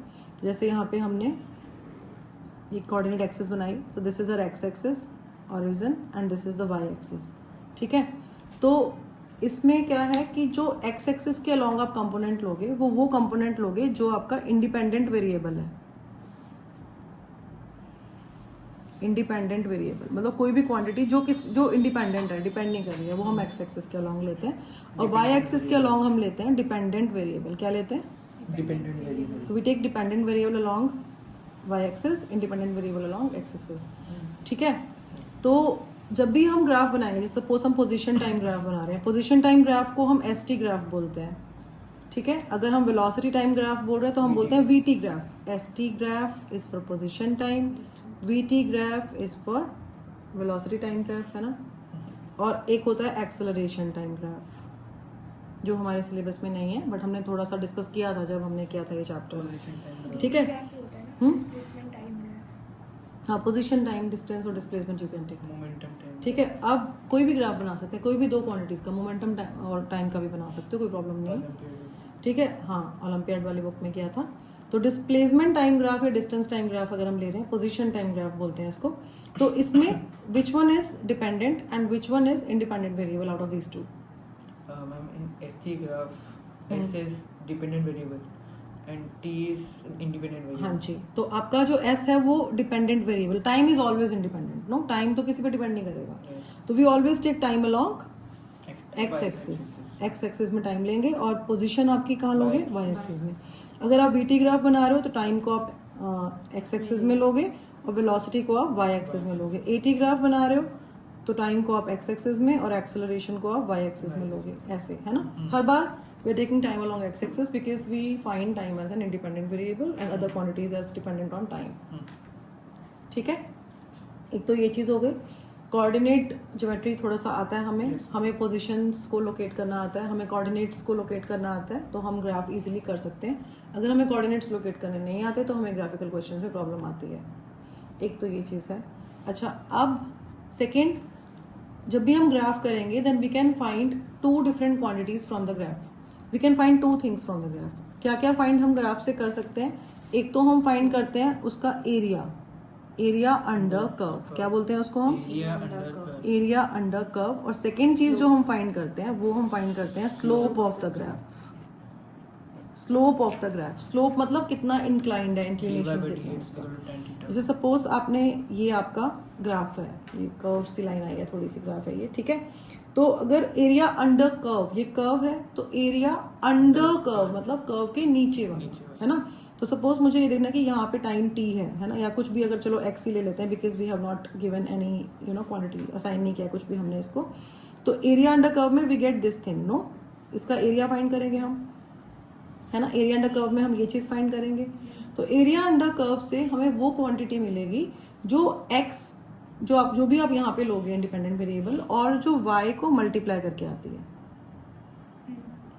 X और वाई को जो मल्टीप्लाई करके आती है। जैसे फॉर एग्जांपल अगर मैंने वीटी ग्राफ बनाया, ठीक है, ये मेरा वीटी ग्राफ है और ऐसे बनाया हमने वीटी ग्राफ, ठीक है। तो अगर इसका हमने एरिया अंडर कर्व लिया तो वी, वाई की जगह पे क्या है मेरा? वी है, और एक्स के प्लेस पे क्या है? टी है। तो अगर हमने इसका एरिया अंडर कर्व लिया तो ये चीज आएगी, ये चीज आएगी एरिया अंडर कर्व में। तो ये क्या है? ये जो भी नंबर या वैल्यू, एरिया निकालना आता है ना हमें, ये ट्राइंगल है, ट्राइंगल का area half into base into height होता है। अगर रेक्टेंगल बन रहा है तो लेंथ टू ब्रेथ ले लोगे, ठीक है। तो एरिया अंडर कर्व से वो क्वांटिटी आएगी जो वी और टी को मल्टीप्लाई करके आती है। जब हम वेलोसिटी को टाइम से मल्टीप्लाई करते हैं तो क्या आता है? डिस्प्लेसमेंट आता है, ठीक है। तो जब आप वीटी ग्राफ का एरिया अंडर कर्व निकालोगे then you will get displacement, क्योंकि वी और टी को मल्टीप्लाई करके डिस्प्लेसमेंट आता है, इसलिए एरिया अंडर कर्व से डिस्प्लेसमेंट आएगा, ठीक है। सेकेंड क्वांटिटी जो हम फाइंड कर सकते हैं वो होती है उसकी स्लोप। स्लोप मतलब उसका inclination, how inclined it is, मतलब जैसे ये एंगल कितना फॉर्म कर रही है एक्स एक्सिस के साथ। जैसे ये अगर मैं एक लाइन ड्रॉ करूँ यहाँ पे, तो ये एक्स एक्सिस के साथ ये एंगल फॉर्म कर रही है, लेट्स से थीटा। थीटा, हम एंगल को थीटा से डिनोट कर देते हैं, आपको 10th क्लास में और अच्छे से समझ आ जाएगा, ठीक है। तो जो स्लोप होती है, स्लोप को एम से डिनोट करते हैं, स्मॉल एम से।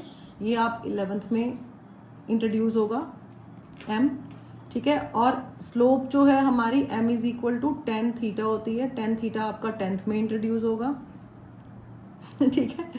अभी के लिए जो हमने स्लोप को समझना है वो क्या समझना है कि we will take any two random points on the graph, ठीक है। जैसे मैंने 2 पॉइंट्स कंसिडर कर लिए, लेट्स टेक दीज 2 पॉइंट्स। हमें कोऑर्डिनेट्स असाइन करने आते हैं, हमें पता है कि first we write abscissa, let this be x1 and this is your y1, तो we write abscissa first, so x1 y1 and then we write ordinate, है ना। ऐसे ही इसके कोऑर्डिनेट्स ले लेते हैं, ये x2 है और ये y2 है, तो ये आपका हो जाएगा x2 y2। तो जो स्लोप आएगी वो क्या आएगी हमारी y2 minus y1 divided by x2 minus x1। मतलब ये जो आपने जो भी आपसे ऑर्डिनेट लिया ना दो है ना, x1 y1 x2 y2, slope क्या आएगी y2 minus y1 upon x2 minus x1। तो बेसिकली स्लोप से जो y और x को डिवाइड करके क्वांटिटी आती है, जब हम y को x से डिवाइड करते हैं तो जो क्वांटिटी आती है वो हमें स्लोप से मिलती है। सेम वीटी ग्राफ में काउंट करते हैं अगर, तो अगर हम v को वेलोसिटी को टाइम से डिवाइड कर रहे हैं तो क्या मिलता है हमें, वेलोसिटी को टाइम से डिवाइड कर रहे हो, चाहे चेंज इन वेलोसिटी हो या वेलोसिटी हो, कोई फर्क नहीं पड़ता। अगर आप चेंज इन वेलोसिटी ले रहे हो या वेलोसिटी, तो एक्सेलरेशन मिलता है। तो slope of VT graph will give you acceleration. ठीक है, अब इसके क्वेश्चंस में ग्राफ के जो क्वेश्चंस आते हैं उसमें कोई डाउट है तो आप मेरे को साथ साथ अभी पूछ सकते हो। ठीक है, कोई भी क्वेश्चन में अगर डाउट है तो आप मेरे से भी डिस्कस कर सकते हो। जो डाउट था वो तो हो गया। क्या डाउट था बेटा? हो गया मैम, आपने पढ़ा दिया वो तो हो गया। क्या पढ़ा है बताओ? उसमें स्लोप में सॉरी एरिया अंडर कर्व में था। एरिया अंडर कर्व में डाउट था। वो अपने अच्छा, अब एसटी ग्राफ अगर हम ले रहे हैं, पोजीशन टाइम ग्राफ, सोचा ना मम्मा की याद आ रही है फिर चुंडी मारी थी, चोट दिखा रही थी। अच्छा चोट दिखा रही थी ना, चुंडी मारी थी अच्छा, एसटी ग्राफ अगर कोई स्टेशनरी ऑब्जेक्ट है तो स्टेशनरी ऑब्जेक्ट का ग्राफ कैसे बनता है? जैसे सपोज हम ले रहे हैं कि हम यहाँ पे खड़े हैं, ठीक है, और एक ऑब्जेक्ट है वो यहाँ पे है और ये स्टेशनरी है, स्टेशनरी मतलब रेस्ट पे है, तो इसका डिस्टेंस हमारे से चेंज होगा कभी? अगर ये रेस्ट पे और हम भी मूव नहीं कर रहे हैं तो ये इसका डिस्टेंस फिक्स रहेगा ना। तो हर बार टाइम मतलब 0 टाइम पे देखा इतना डिस्टेंस था, फिर 1 सेकंड के बाद देखा अभी भी इतना यहीं पे ही खड़ा है, 2 सेकंड के बाद अभी भी यहीं पे ही है, तो we get a line parallel to time axis. Object at rest, ये किसका ग्राफ है? मैं थोड़ा फास्ट करवा रही हूँ बिकॉज मैं कंसिडर कर रही हूँ कि आपको ये आता है। नहीं आता है तो हम स्लो भी कर सकते हैं। फास्ट नहीं, स्लो ही। ये स्लो है तो फास्ट करवाऊँ और? नहीं। अच्छा, तो अगर ऑब्जेक्ट इक्वल डिस्टेंस कर रहा है कवर इक्वल टाइम में तो ग्राफ कैसे बनेगा? ऐसे। तो ये कौन सा है? यूनिफॉर्म मोशन है ना। अगर अनइक्वल डिस्प्लेसमेंट इक्वल टाइम है तो ग्राफ कैसे बनेगा? Curved line.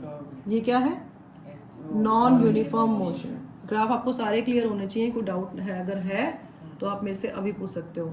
ठीक है, हाँ जी बोलो मैम। इसका उल्टा हो जाएगा तो ये आपकी इंक्रीजिंग स्लोप है। ऐसे मतलब हाँ, ये नॉन यूनिफॉर्म में इंक्रीजिंग स्लोप है, एक नॉन यूनिफॉर्म में डिक्रीजिंग स्लोप भी बनती है, वो आपकी ऐसे बनती है। ऐसी तो ये डिक्रीजिंग, इसको बोलते हैं इंक्रीजिंग स्लोप, ठीक है, और इसको बोलते हैं डिक्रीजिंग स्लोप। इंक्रीजिंग स्लोप का मतलब है कि आपकी जो इसमें अगर ये डिस्टेंस टाइम ग्राफ है अगर, तो स्लोप बढ़ रही है ना, डिस्टेंस टाइम ग्राफ के स्लोप से क्या मिलेगा? स्लोप मतलब जो एस और टी को डिवाइड करके क्वांटिटी आती है ना। तो डिस्टेंस टाइम ग्राफ के स्लोप से क्या मिलेगी हमें? स्पीड। तो इसका मतलब अगर इंक्रीजिंग स्लोप है इसका मतलब स्पीड क्या हो रही है? इंक्रीज हो रही है। अगर डिक्रीजिंग स्लोप है तो स्पीड क्या हो रही है? डिक्रीज हो रही है। ध्यान रहेगा। ठीक है, अब इसके बाद आपका, और ये जो इधर वाला था यूनिफॉर्म मोशन में, उसमें स्पीड क्या है? कौन सा वाला? ये कांस्टेंट स्पीड है। ये क्या है? Constant speed. इसके क्वेश्चंस करवाए हुए हैं हमने, है ना। स्लोप भी फाइंड करना आता है हमें, एरिया अंडर कर्व भी फाइंड करना आता है।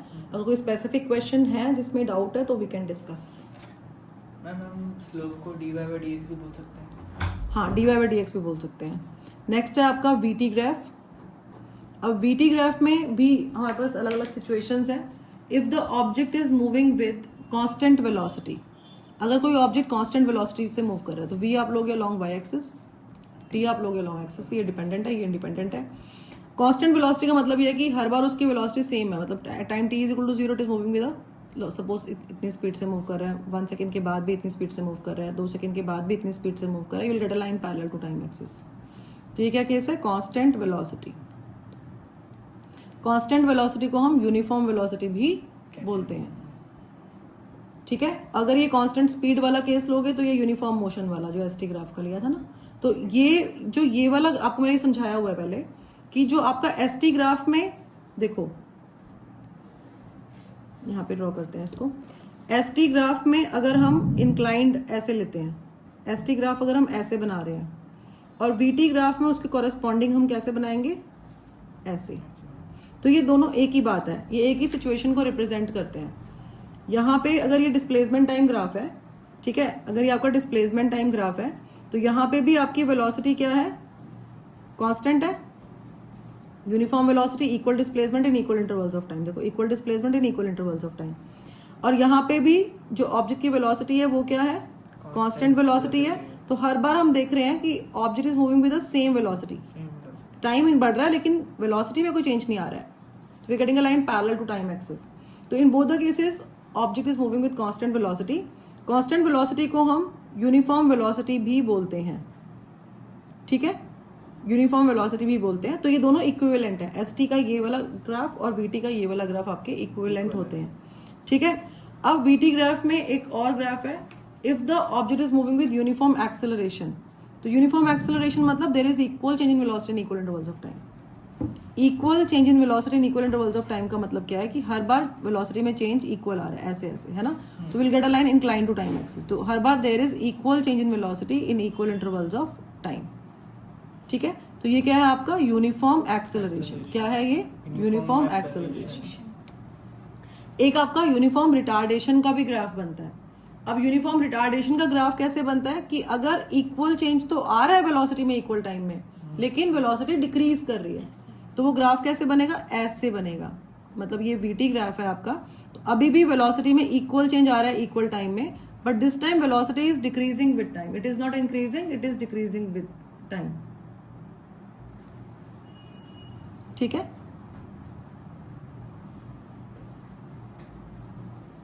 क्लियर है, कोई डाउट तो नहीं है इसमें।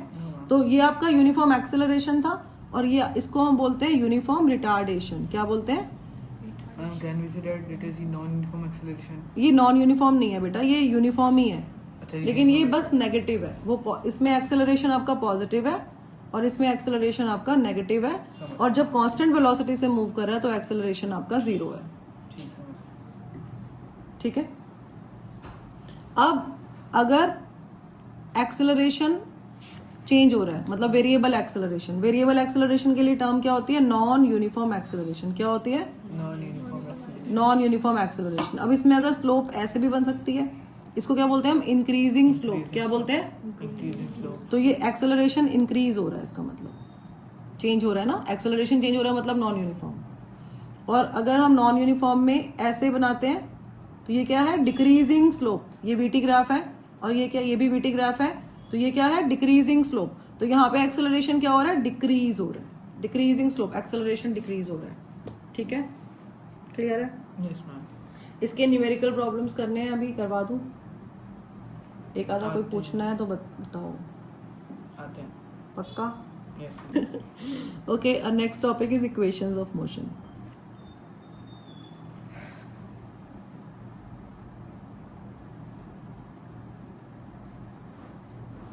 अब ये जो आपकी इक्वेशंस ऑफ मोशन है ना, हमारे पास 3 इक्वेशंस हैं, ठीक है।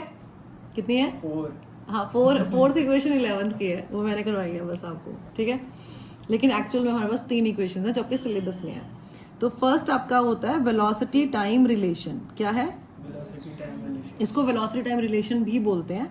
और ये आपकी फर्स्ट इक्वेशन ऑफ मोशन है, ठीक है। पहले हम इक्वेशंस लिखेंगे। ये आपकी है v is equal to u plus a t. ये तो हमें समझ आ रहा है, मतलब एक शायद एक ऐसी सिचुएशन होगी जिसमें हम कोई ऑब्जेक्ट कंसिडर कर रहे हैं और at time t is equal to 0 it is moving with some velocity u, और कुछ टाइम के बाद उसकी वेलोसिटी चेंज हो गई और v हो गई, है ना, एट टाइम t। तो हम बोल रहे हैं कि ठीक है, इसकी वेलोसिटी चेंज हो रही है तो ये एक्सेलरेट कर रहा है। तो बिकॉज ऑब्वियस है, whenever there is change in velocity there is acceleration, so a is v minus u by t होता है। तो यहाँ से ये सारे हमें क्लियर है, मतलब ये सारे वेरिएबल्स हमें पता है कि v क्या होता है, u क्या है, a क्या है, t क्या है, वी नो एवरीथिंग, राइट। अब जब ऑब्जेक्ट मूव करेगा तो वो कुछ डिस्टेंस भी तो कवर करेगा ना। तो हम ये मान के चल रहे हैं कि उसने इतने टाइम में s डिस्टेंस कवर किया। कितना डिस्टेंस कवर किया, स्मॉल s ले लिया, s डिस्टेंस कवर किया, ठीक है। और एक सिचुएशन चीज हम और कंसिडर कर रहे हैं कि ऑब्जेक्ट इज मूविंग विद, यहाँ पे मैं स्टार बना रही हूँ, पता होना चाहिए आपको, object is moving with uniform acceleration. मतलब हम ये मान के चल रहे हैं कि ऑब्जेक्ट जो है वो कांस्टेंट एक्सेलरेशन से मूव कर रहा है, उसके एक्सेलरेशन में कोई चेंज नहीं आ रहा, मतलब उसका एक्सेलरेशन क्या है, कांस्टेंट है। एक्सेलरेट तो कर रहा है बट वो कांस्टेंट एक्सेलरेशन है, ठीक है। तो जब कांस्टेंट एक्सेलरेशन या यूनिफॉर्म एक्सेलरेशन का ग्राफ बनता है तो वो स्ट्रेट लाइन ग्राफ बनता है वीटी ग्राफ में, ये भी हमें पता है। ठीक है, तो हम ये एक सिचुएशन कंसिडर कर रहे हैं यूनिफॉर्म एक्सेलरेशन वाली। तो फर्स्ट रिलेशन आपका वीटी रिलेशन हो गया, first equation of motion v is equal to u plus a t. Second relation आपको आप बोलते हैं पोजीशन टाइम रिलेशन। क्या बोलते हैं? पोजीशन टाइम रिलेशन को कौन सी इक्वेशन है आपकी? सेकेंड इक्वेशन ऑफ मोशन है, और ये क्या है? S is equal to ut plus half at square. S is equal to u t plus half A T square. ठीक है, अब थर्ड रिलेशन जो है उसको हम क्या बोलते हैं? Position velocity relation. क्या बोलते हैं? Position velocity. Position velocity relation, और ये आपकी थर्ड इक्वेशन ऑफ मोशन है। Square minus u square is equal to 2as. हाँ, ये आपकी है v square minus u square is equal to 2as। और एक जो एडिशनल इक्वेशन मैंने करवाया, एड ऑन करवाया आपको, जो आपके सिलेबस में नहीं है, वो क्या है? Distance travelled in nth second, it is u plus a by 2n minus 1। ये आपकी कौन सी क्लास में पढ़ोगे आप? 11th क्लास में पढ़ोगे, जो हमने अभी कर लिया है। हम एडवांस चलते हैं, ठीक है। अच्छा, अब इसको हम ग्राफिकली रिप्रेजेंट करेंगे and we are going to derive all these three equations graphically, मतलब ग्राफिकली ही करना है हमने। ठीक है, एग्जाम में ग्राफिकली आएगा, तो let's draw VT graph for this. हाँ, तो अब जो हमने सिचुएशन कंसिडर किया है इसमें, उसमें हम क्या ले रहे हैं कि initially at time t is equal to 0 object is moving with some velocity u। ठीक है, तो आपने वीटी ग्राफ बनाना है। सेकंड चीज आप क्या ले रहे हो कि यूनिफॉर्म एक्सेलरेशन है। यूनिफॉर्म एक्सेलरेशन तो ग्राफ कैसे बनना चाहिए? स्ट्रेट लाइन बनना चाहिए, है ना। तो अगर at time t is equal to 0 object की वेलोसिटी कितनी है? u। तो हम ऐसे करते हैं, t इज इक्वल टू 0 पे u वेलोसिटी है, तो ये पॉइंट आ गया ये। ठीक है, अब आफ्टर टाइम t उसकी वेलोसिटी चेंज हो गई, और चेंज होके मान लो यहाँ पे आ गई आपकी वेलोसिटी v। तो टाइम t पे उसकी वेलोसिटी कितनी है? v, है ना। तो अगर इसको आप ऐसे करके ज्वाइन करोगे ना, तो ये आपका ऐसे आएगा, ऐसे ऐसे ऐसे ऐसे ऐसे। ठीक है, तो इनिशियली u है और फिर कितनी हो गई? v। तो ये ग्राफ ऐसे बनेगा, स्ट्रेट लाइन ग्राफ बनेगा आपका ये। तो आपकी जो फर्स्ट इक्वेशन ऑफ मोशन है, फर्स्ट इक्वेशन ऑफ मोशन जो है वो क्या है? हाँ, v is equal to u plus a t है। तो यहाँ पे जो रिलेशन है वो किस किस के बीच में है? वेलोसिटी और टाइम के बीच में है ना। तो वेलोसिटी टाइम रिलेशन भी बोलते हैं इसको, ये हमने किया था। ठीक है, सेकेंड इक्वेशन ऑफ मोशन क्या है? s is equal to U T plus half A t square. तो ये वेलोसिटी टाइम रिलेशन है, और ये आपका डिस्प्लेसमेंट टाइम रिलेशन है। Third equation of motion v square minus u square is equal to 2as। तो यहाँ पे आपका डिस्प्लेसमेंट वेलोसिटी रिलेशन है, मतलब ये आपके रिलेशंस हैं। फर्स्ट इक्वेशन जो है वेलोसिटी को टाइम से रिलेट करती है, सेकंड इक्वेशन डिस्प्लेसमेंट को टाइम से रिलेट करती है, और थर्ड इक्वेशन आपकी डिस्प्लेसमेंट को वेलोसिटी से रिलेट करती है। ठीक है, तो यहाँ पे ये जो तीनों इक्वेशन थी, जब इनका डेरिवेशन हमने किया था, तब उसमें हमने जो सिचुएशन कंसिडर की थी वो हमने यूनिफॉर्म एक्सेलरेशन की कंसिडर की थी। मतलब हमारी जो वेलोसिटी है वो चेंज हो रही है, लेकिन एक्सेलरेशन यूनिफॉर्म है। यूनिफॉर्म का मतलब क्या है कि हमारा जो एक्सेलरेशन है वो कैसा है? वो कांस्टेंट एक्सेलरेशन है। Object is moving with constant acceleration, uniform acceleration. ठीक है, तो ये जो इक्वेशंस है, इसके लिए हमने सिचुएशन क्या कंसिडर की थी कि इनिशियली हम ये मान के चल रहे हैं कि at time t is equal to 0 object जो है वो u वेलोसिटी से मूव कर रहा है, और after some time at t we can say उसकी वेलोसिटी चेंज होके v हो गई। और ऑब्वियस है कि अगर उसकी वेलोसिटी में चेंज आया है तो मतलब वो एक्सेलरेट कर रहा है, and during this time interval उसने डिस्टेंस जो कवर किया वो s डिस्टेंस कवर किया। ठीक है, तो यूनिफॉर्मली एक्सेलरेट कर रहा है, डिस्प्लेसमेंट उसकी डिस्टेंस जो है उसका s हो गया, initial velocity is u, final velocity is v, time taken is t। तो उसके बेसिस पे we have derived these three equations. अब इन तीनों इक्वेशंस का जो डेरिवेशन आता है एग्जाम में, वो आता है आपका ग्राफिकली डिराइव करने के लिए। आपको ग्राफ को यूज करके इक्वेशंस ऑफ मोशन को डिराइव करना होता है। तो इसके लिए बिकॉज यूनिफॉर्म एक्सेलरेशन है तो will get a straight line graph. ठीक है, तो we take velocity along y axis and we take time along x axis. ठीक है, तो at time t is equal to 0 velocity of the object is u, और t time के बाद after time t what is the velocity? It becomes v, है ना। इसकी velocity v हो गई टाइम t में। इनिशियली इसकी वेलोसिटी क्या है? u है। Initial velocity is u and after time t velocity becomes v। ठीक है, तो अब ग्राफिकली अगर आपको डिराइव करना है तो फर्स्ट इक्वेशन ऑफ मोशन को अगर हम स्टार्ट करते हैं, तो फर्स्ट इक्वेशन ऑफ मोशन के लिए बिकॉज यहाँ पे कहीं आपको डिस्प्लेसमेंट दिख रही है? नहीं दिख रही है। तो यहाँ पे हमें क्या दिख रहा है? यहाँ पे we can see velocity and acceleration, है ना। यहाँ पे देयर इज नो डिस्प्लेसमेंट, तो we can find acceleration acceleration कैसे फाइंड करते हैं हम? Slope of VT graph. Acceleration कैसे फाइंड करते हैं? Slope of VT graph. अब इसकी स्लोप कैसे फाइंड करोगे? स्लोप का जो फॉर्मूला होता है वो क्या होता है? y2 minus y1 upon x2 minus x1। तो for this we need 2 coordinates on this graph, ठीक है? तो इसके कोऑर्डिनेट्स क्या होंगे? 0, t is 0 and initial velocity is u। तो एब्सिस्सा क्या है हमारा? एब्सिस्सा है हमारा 0 और ऑर्डिनेट क्या है हमारा? u। इसके कोऑर्डिनेट्स अगर हमने असाइन करने हो तो abscissa is t and ordinate is v। तो अगर आप स्लोप निकालोगे तो y2 माइनस y1 करोगे, तो y2 is v, y1 is u। तो v minus u divided by x2 minus x1 करोगे, t माइनस 0, ठीक है? So this implies acceleration is v minus u upon t and this implies v is equal to, यहाँ से ये आपका जो t है ये डिवाइड हो रहा है, मल्टीप्लाई हो जाएगा, है ना? और ये u क्या हो रहा है? सब्ट्रैक्ट हो रहा है, ये जाके ऐड हो जाएगा और आपका v आ गया u प्लस a2। तो ये आपकी फर्स्ट इक्वेशन ऑफ मोशन जो है वो डिराइव होगी। कोई डाउट तो नहीं है इसमें? इजी, मुश्किल तो नहीं लग रहा, ठीक है?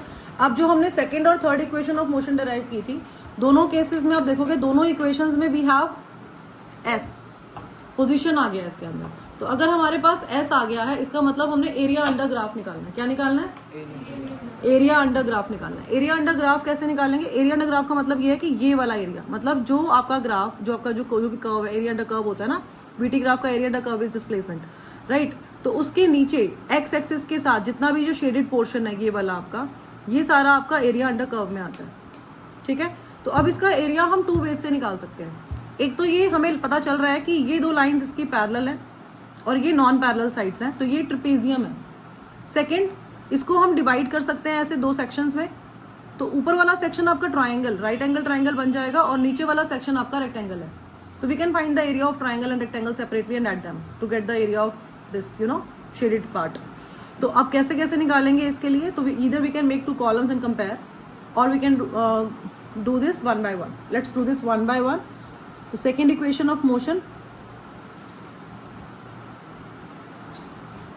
अच्छा, अब सेकेंड इक्वेशन ऑफ मोशन के लिए ना we are going to divide this into 2 sections. एक आपका राइट एंगल ट्राइंगल बन गया, एक आपका रेक्टेंगल बन गया। इसको लेबलिंग कर देते हैं, ये आपका 0 है, ऑरिजिन O भी ले सकते हैं इसको, ठीक है? This point, let this point be A, this point be B, this is your C and this is your D, ठीक है? तो अगर आपको एरिया अंडर कर्व निकालना है तो क्या लिखोगे? S is equal to area of this figure, area of O A B C D O, है ना? क्लोज फिगर है, O से स्टार्ट किया, O A B C D O, O पे ही एंड किया। तो अब इसको हम डिवाइड कर रहे हैं ट्राइंगल में और रेक्टेंगल में। तो इसका मतलब क्या है कि area of triangle and rectangle. तो रेक्टेंगल क्या है हमारा? Area of rectangle O A C D plus area of triangle. Area of triangle क्या है? A B C, ठीक है? अब जो आपका रेक्टेंगल है, रेक्टेंगल का एरिया क्या होता है? Length into breadth. तो लेंथ क्या है हमारी? OD और ब्रेथ कितनी है हमारी?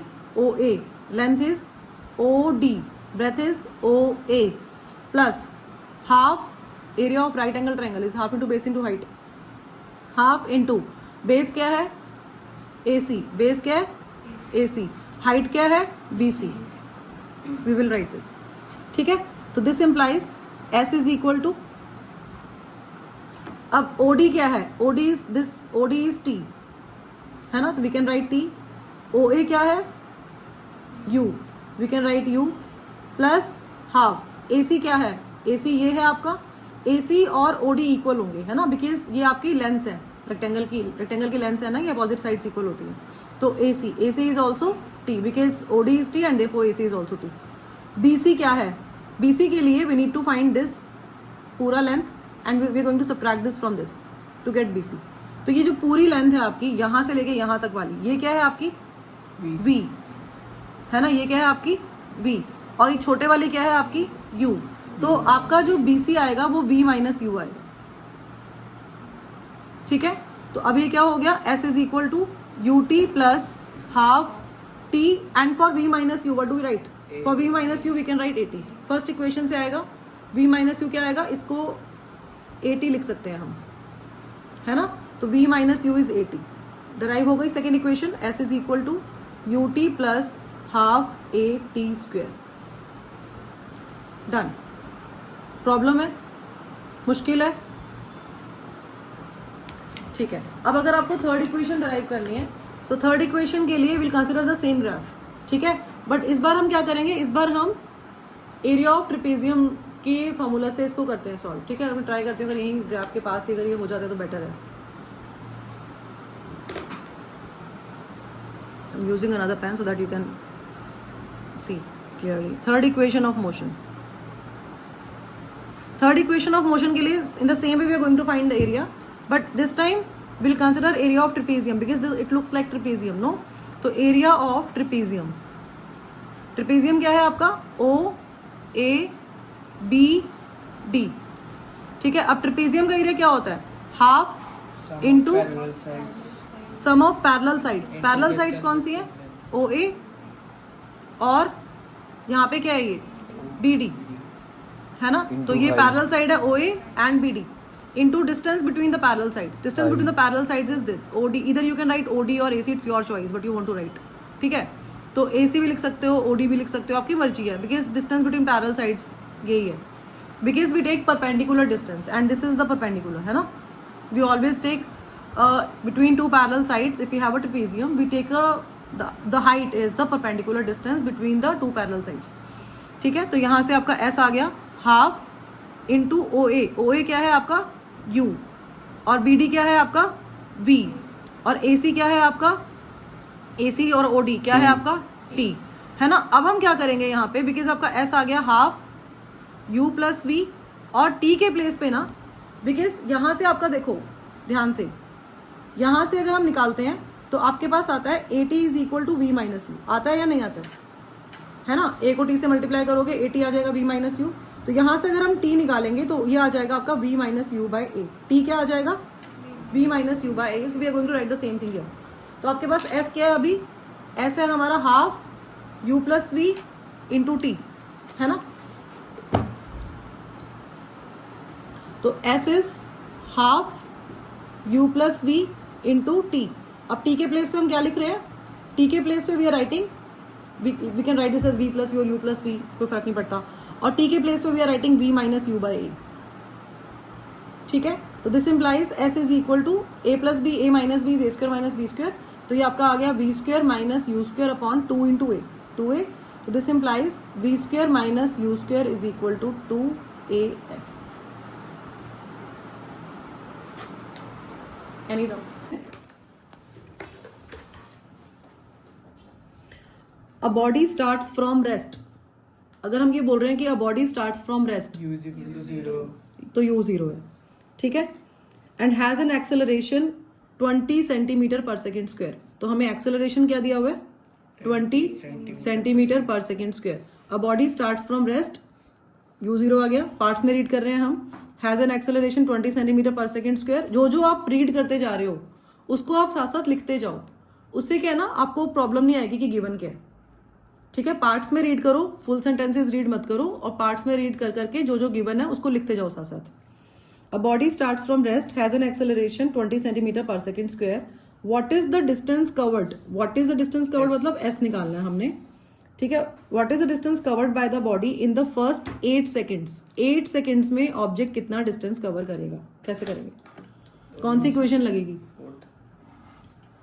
8 first 8 seconds, second equation of motion लगेगी, है ना। Second equation of motion is S is equal to U T plus half A T square. We just have to put the values and will get our answer.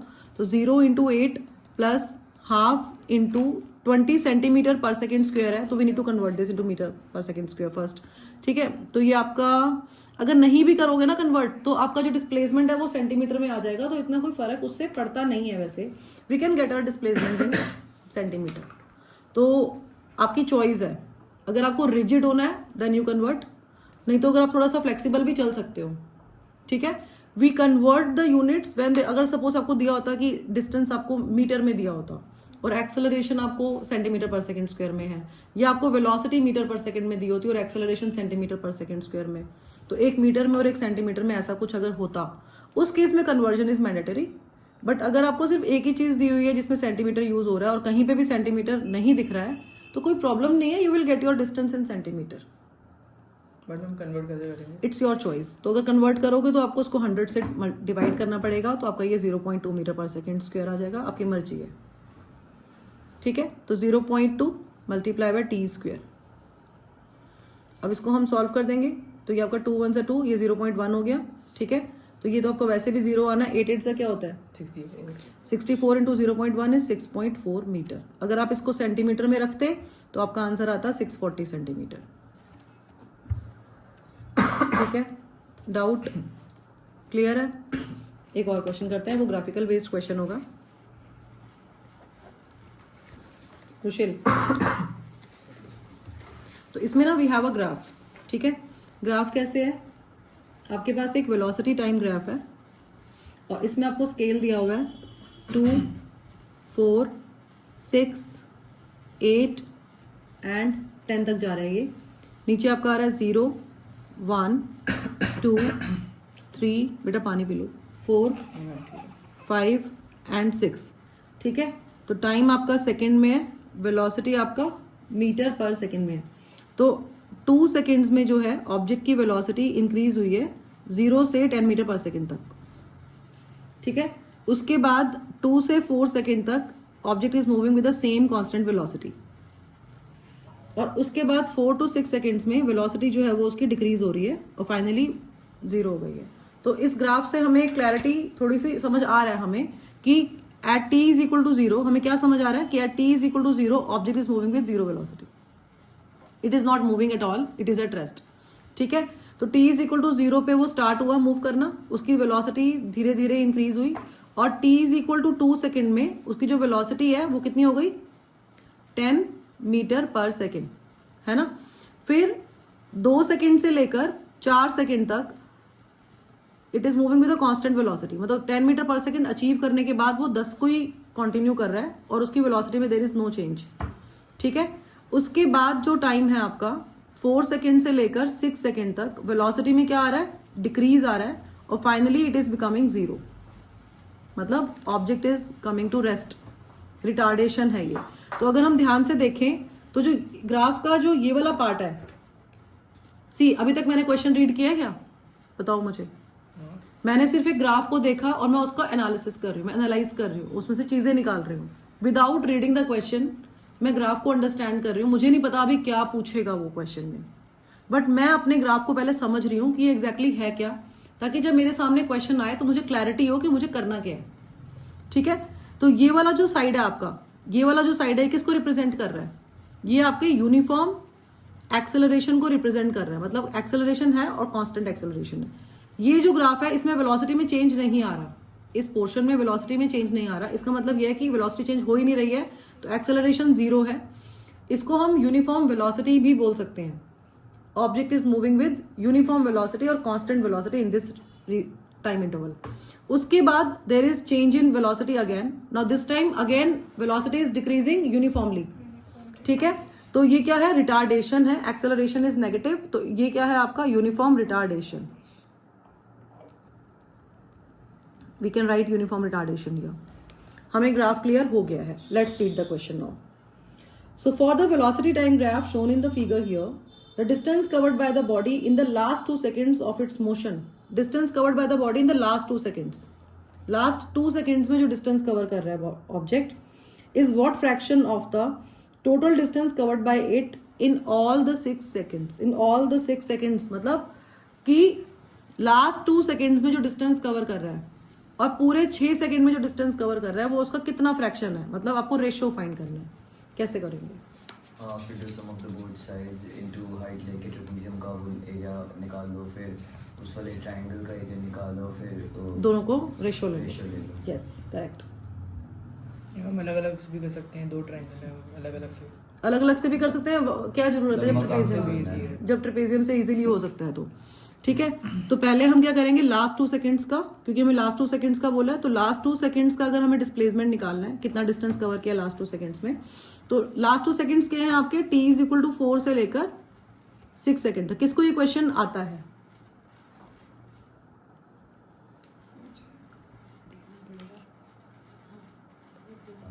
ठीक है आपको आता है, तो last 2 seconds मतलब 4 to 6, तो हम ऐसे 4 to 6 लिख लेते हैं इसको।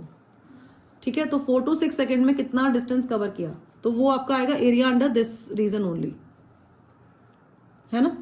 तो 4 to 6 सेकेंड का जो आपका डिस्टेंस आएगा वो एरिया ऑफ दिस ट्राइंगल है, half into base into height कर दोगे, हाफ इंटू बेस कितना है आपका 2, हाइट कितनी है आपकी 10, ठीक है। तो आपका ये आ गया 10 मीटर। अब अगर हम 0 to 6 सेकेंड्स के लिए निकाल रहे हैं तो 0 to 6 सेकेंड के लिए आपको जो डिस्टेंस आएगा आपका उसके लिए हम ट्रिपेजियम कंसिडर करेंगे, मतलब ये पूरा पोर्शन ये भी साथ में इंक्लूडेड है ना। तो इसमें आपका क्या आएगा, half into sum of the parallel sides, नीचे क्या है 6, ऊपर क्या है यहां से लेके यहां तक है ये मतलब 2 to 4, तो 2 ले सकते हैं, है ना। तो sum of parallel sides and distance between the parallel sides is 10, ठीक है। तो 2 1s are 2, 2 5s are 10 और 6 और 2 8 होता है आपका, 8 into 5 ये कितना आ गया 40 मीटर, ठीक है। Now you can find the ratio क्या फाइंड करना था आपने कि 4 to 6 का डिवाइडेड 4 to 6 कितना फ्रैक्शन है उसका, मतलब इतने टाइम में पूरे डिस्टेंस का कितना फ्रैक्शन जो है वो कवर हुआ है। तो 4 to 6 डिवाइडेड बाय 0 to 6 ये करना था। तो 4 to 6 वाला distance is 10 metre and 0 to 6 वाला इज 40 मीटर, तो रेशो आ गया 1:4, मतलब 1/4 डिस्टेंस कवर करता है वो लास्ट 2 सेकेंड्स में। कोई डाउट है? How was it? Easy. Last topic जो इसमें आपका है वो है uniform circular motion. What is uniform circular motion? When object moves in a circular path with the same velocity, with uniform velocity or uniform speed. Not velocity, speed. अब ये देखो, when we talk about uniform circular motion, there are two terms we can see. एक तो है आपकी uniform motion, ठीक है, और सेकंड आपका क्या है इसमें सर्कुलर मोशन। मतलब जो हमारा मोशन है वो यूनिफॉर्म भी है और हमारा मोशन सर्कुलर भी है, यूनिफॉर्म भी है और सर्कुलर भी है, ठीक है। अगर हम बोल रहे हैं कि हमारा जो मोशन है वो यूनिफॉर्म है, इसका मतलब क्या है कि स्पीड क्या है, कांस्टेंट है। स्पीड क्या है, कांस्टेंट है। अगर हम बोल रहे हैं कि ऑब्जेक्ट सर्कल में मूव कर रहे हैं तो सर्कल में कैसे मूव कर रहा होगा, सर्कल में ऐसे मूव कर रहा है। तो यहाँ पे क्या है, इसकी डायरेक्शन चेंज हो रही है एट एवरी पॉइंट। जब ऑब्जेक्ट सर्कल में मूव करता है तो रेडियस आर हो गया, तो कौन सा फोर्स एक्ट होता है इसमें सर्कल में, सेंट्रीपिटल फोर्स, ठीक है। तो सेंट्रीपिटल फोर्स का जो फॉर्मूला था वो क्या था, C for centripetal, F for force, क्या था फॉर्मूला, mv²/r होता है फॉर्मूला, क्या होता है mv²/r, ठीक है। अब हम क्या बोल रहे हैं कि ऑब्जेक्ट जो है वो यूनिफॉर्म सर्कुलर मोशन में है, मतलब यूनिफॉर्म मोशन भी है, उसकी स्पीड कांस्टेंट है, सर्कुलर मोशन भी है तो वो सर्कल में मूव कर रहा है, 2πr/time। हाँ वो तो वेलोसिटी है बेटा। तो जब ऑब्जेक्ट सर्कल में मूव करेगा तब उसकी जो स्पीड हम कांस्टेंट बोल ही रहे हैं, लेकिन अगर हम यहाँ पे देख रहे हैं कि किसी पर्टिकुलर पॉइंट ऑफ टाइम पे इंस्टेंट पे ऑब्जेक्ट यहाँ आया तो उसका डायरेक्शन ऑफ मोशन ये होगा, अगर किसी इंस्टेंट पे यहाँ आया तो डायरेक्शन ऑफ मोशन ये होगा, किसी इंस्टेंट पे अगर ऑब्जेक्ट यहाँ आया तो डायरेक्शन ऑफ मोशन ये होगा, यहाँ पे आया तो डायरेक्शन ऑफ मोशन ये होगा, यहाँ आया तो डायरेक्शन ऑफ मोशन ये होगा। तो इसका जो डायरेक्शन ऑफ मोशन है वो हर पॉइंट पे क्या हो रहा है, चेंज। तो स्पीड तो कांस्टेंट है बट डायरेक्शन ऑफ मोशन क्या है, चेंजिंग। डायरेक्शन ऑफ मोशन क्या हो रहा है, चेंज हो रहा है। तो अब जो हमारी वेलोसिटी होती है, वेलोसिटी क्या होता है, वेलोसिटी होता है हमारा स्पीड प्लस डायरेक्शन, है ना। तो हम क्या ले रहे हैं, हम ये कह रहे हैं कि स्पीड तो कांस्टेंट है लेकिन डायरेक्शन क्या हो रही है, चेंज हो रही है। तो ओवरऑल जो आएगा रिजल्ट वो क्या होगा, चेंज होगा, मतलब आपकी जो वेलोसिटी है वो चेंज होगी। स्पीड कांस्टेंट है बट डायरेक्शन चेंज होने से वेलोसिटी क्या हो रही है, चेंज हो रही है।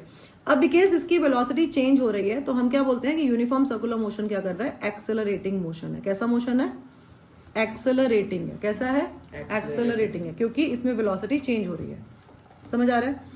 हम वेलोसिटी निकालेंगे कैसे इसकी, 2πr/t सर्कम्फरेंस है ना, अपॉन टाइम, टाइम पीरियड जो इसका मतलब एक चक्कर लगाने में जो टाइम लगेगा इसको, है ना। अच्छा, एक तो इसमें ये चीज है। सेकंड, इसमें अगर आप डायरेक्शन निकाल तो डायरेक्शन ऑफ मोशन क्या है, tangent to the circle. Direction of motion क्या है, टेंजेंट टू द स्क्वायर। और फोर्स किस डायरेक्शन में एक्ट हो रहा है, इनवर्ड। फोर्स कैसे एक्ट हो रहा है, इनवर्ड। ऑब्जेक्ट कैसे मूव कर रहा है, टेंजेंट टू द सर्कल। तो ये दोनों के बीच में एंगल क्या बन रहा है, 90 डिग्री का बन रहा है, क्योंकि टेंजेंट जो होती है सर्कल पे वो 90 डिग्री फॉर्म करती है। टेंजेंट होती क्या है, क्या होती है भाई? मैम एक सर्कल पूरा बता दिए। एक लाइन हाँ, एक लाइन जो टच करती है सर्कल को एट जस्ट 1 पॉइंट, और जब वहां से हम उसमें रेडियस बनाते हैं सेंटर से, तो वो आपका एक परपेंडिकुलर बन जाता है यहाँ पे, तो ये टेंजेंट होती है। ठीक है, तो अगर हम ऑब्जेक्ट यहाँ पे है तो उसकी जो डायरेक्शन ऑफ मोशन होगी वो टेंजेंट होगी, यहाँ पर है तो टेंजेंट होगी, तो ये परपेंडिकुलर होता है। ठीक है, एक सर्कल में कितने टेंजेंट बन सकते हैं? इन्फाइनेटली मैनी, बिकॉज एक सर्कल में इन्फाइनेटली मैनी पॉइंट्स होते हैं, तो we can draw infinitely many tangents. किसी भी एंगल पे बना नहीं, 90 डिग्री पे बनाना होता है। आप जैसे यहाँ पे भी 90 डिग्री पे बना सकते हो, यहाँ पे 90 डिग्री पे बना सकते हो, यहाँ बना सकते हो, जितनी मर्जी बना लो जहाँ आपका मन करे, बट एंगल जो है ये 90 डिग्री ही बनना चाहिए। मतलब जब ये आप ज्वाइन करो सेंटर के साथ, तो आपका जो एंगल है वो 90 होना चाहिए, बस ये ध्यान रखना है। ठीक है, इस पे बेस्ड भी क्वेश्चंस आते हैं एग्जाम में। PG2 में आया था। 2πr/t करना होता है, सिंपल सा क्वेश्चन आता है, बेसिक सा, इसमें कुछ इतना हार्ड एंड फास्ट रूल नहीं, कोई डिफिकल्ट क्वेश्चन नहीं आता है। ठीक है, चैप्टर खत्म, थ्योरी कंप्लीट हो गई इसकी। न्यूमेरिकल में कुछ डाउट है तो बताओ, तो we can discuss numerical problems. कोई डाउट नहीं है?